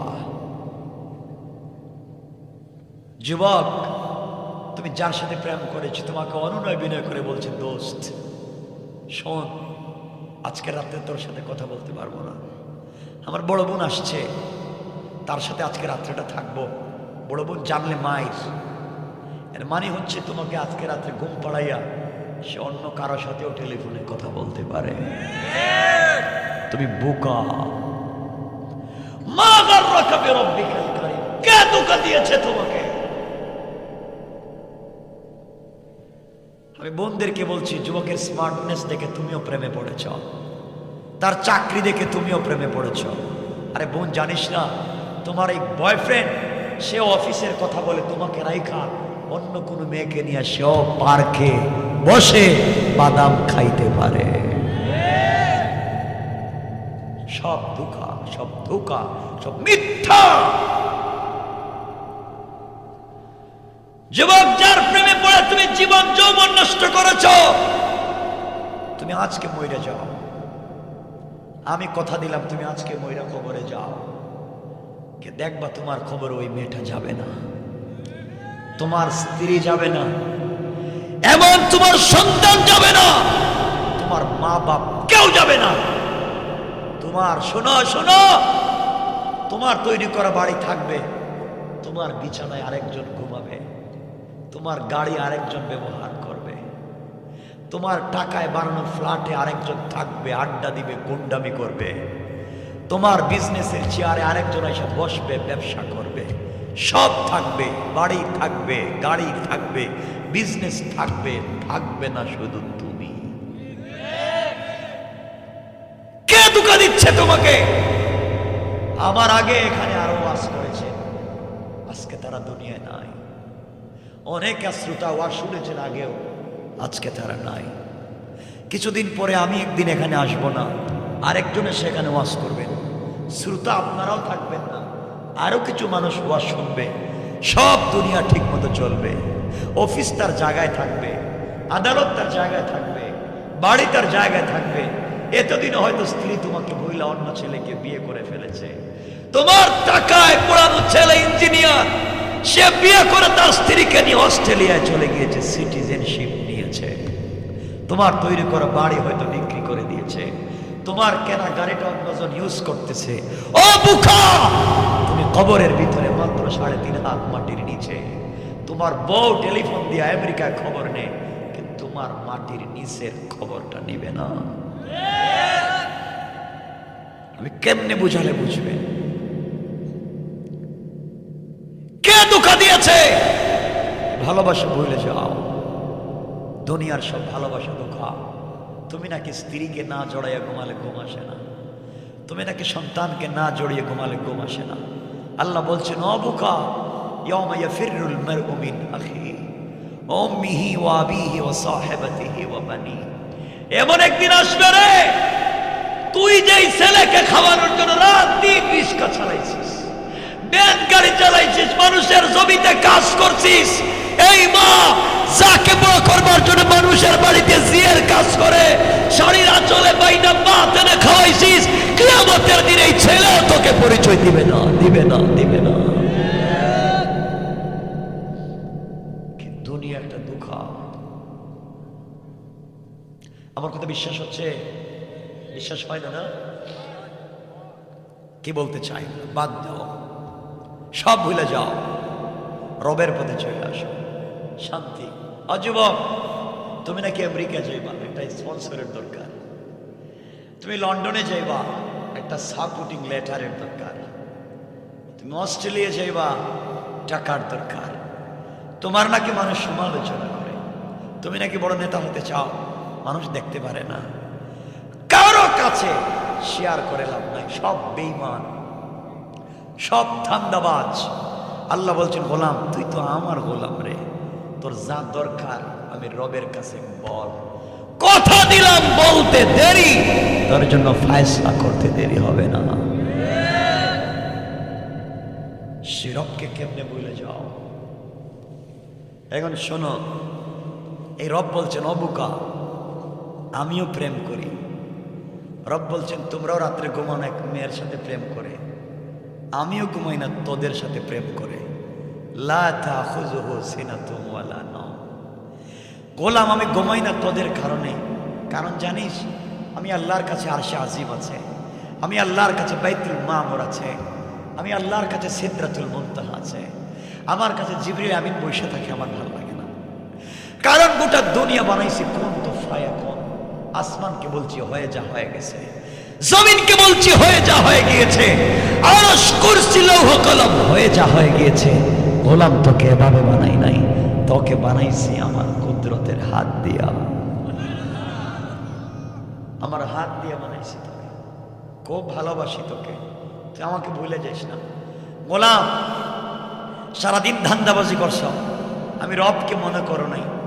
ঠিকই আমি রাত্রে ঘুমাই না, আমি চিন্তায় থাকি আমার গোলাম কখন আমাকে ডাক দিয়া বলবে, আল্লাহ ভুল তো করে ফেলেছি, গভীর রাতে হাজির হয়েছি। আল্লাহ বলেন, গোলাম তুই একবার ডাক দিয়া দেখ, আমি আরশে আজিমে থাকি না, আল্লাহু আরশ ইস্তাওয়া, আমি তো আরশে আজিমে থাকি। তুই একটাবার ডাক দিয়া দেখ, আরশে আজিমে নয়, তোর ঘরের দরজায় হাজির হয়ে যায়, হাজির। কেন সেই রবকে চিনো না? আমার রাসূলের সাথে আমার রব প্রেম করতেন। মাঝে মাঝে আমার নবীকে আমার আল্লাহ ডাক দিয়ে বলতেন, ইয়া আইয়ুহাল মুদ্দাসসির, ইয়া আইয়ুহাল মুযাম্মিল, কুম ফানজির, ওয়া রাব্বাকা ফাকাব্বির, ওয়া সিয়াবাকা ফাতাহির, ওয়া চাদরওয়ালা চাদর খোলো, কম্বলওয়ালা কম্বলের নিচ থেকে বের হও, খাদিজাকে কম্বলের নিচে শোয়া দাও, ফাতেমাকে একটু দূরে শোয়া দাও। খাদিজা তোমাকে দেখবে না, ফাতেমা তোমাকে দেখবে না। বন্ধু তোমার সাথে আমার প্রেম, আমি আরশে আজিমে ঘুমাই না, তুই কম্বলের নিচে স্ত্রীরে নিয়ে ঘুমাইবা, এটা প্রেমের কোনো নজির হয় না। বন্ধু উঠো, একটাবার সুবহান বলে আমাকে ডাক দাও, কথা দিয়ে আমার আরশে আজিমে থাকবো না, তোমার সেজদার জায়গায় হাজির হয়ে যাও, হাজির হাজির। তার নাম তো রব। সে রবকে কেন ডাকো না? কথা তো কথা, অনেক কথা চলে আসে। মুসা আলাইহিস সালাম আল্লাহর কাছে বলছেন, আল্লাহ তুমি কই আর আমি কই? আল্লাহ বলছেন, মুসা তুমি বলো তুমি কই, আমি কই। মুসা বলছেন, আল্লাহ আমি তো তুর পাহাড়ের নিচে, আর আপনি মনে হইতেছে তুর পাহাড়ের উপরে, যে লাইট আর আলো দেখতেছি আপনি। আল্লাহ বলছেন, পাগল মুসা, আমি তো এখানে নাই।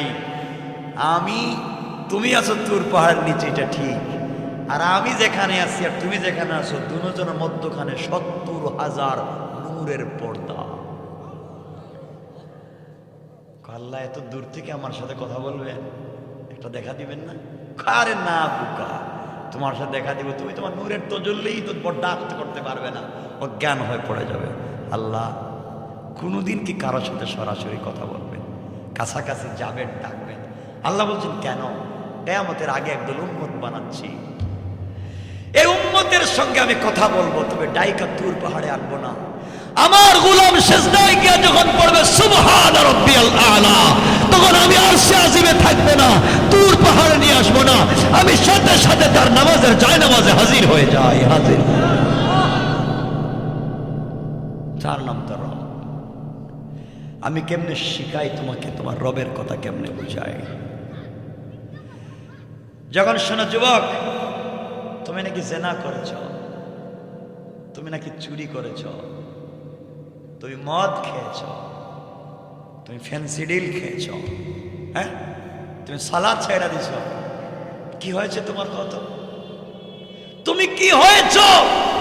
তোমার গুনাহ হয়তো আকাশ আর জমিন বইরে গেছে, তোমার আর গুনাহ হয়তো আটলান্টিক মহাসাগর পরিমাণ বইরে গেছে।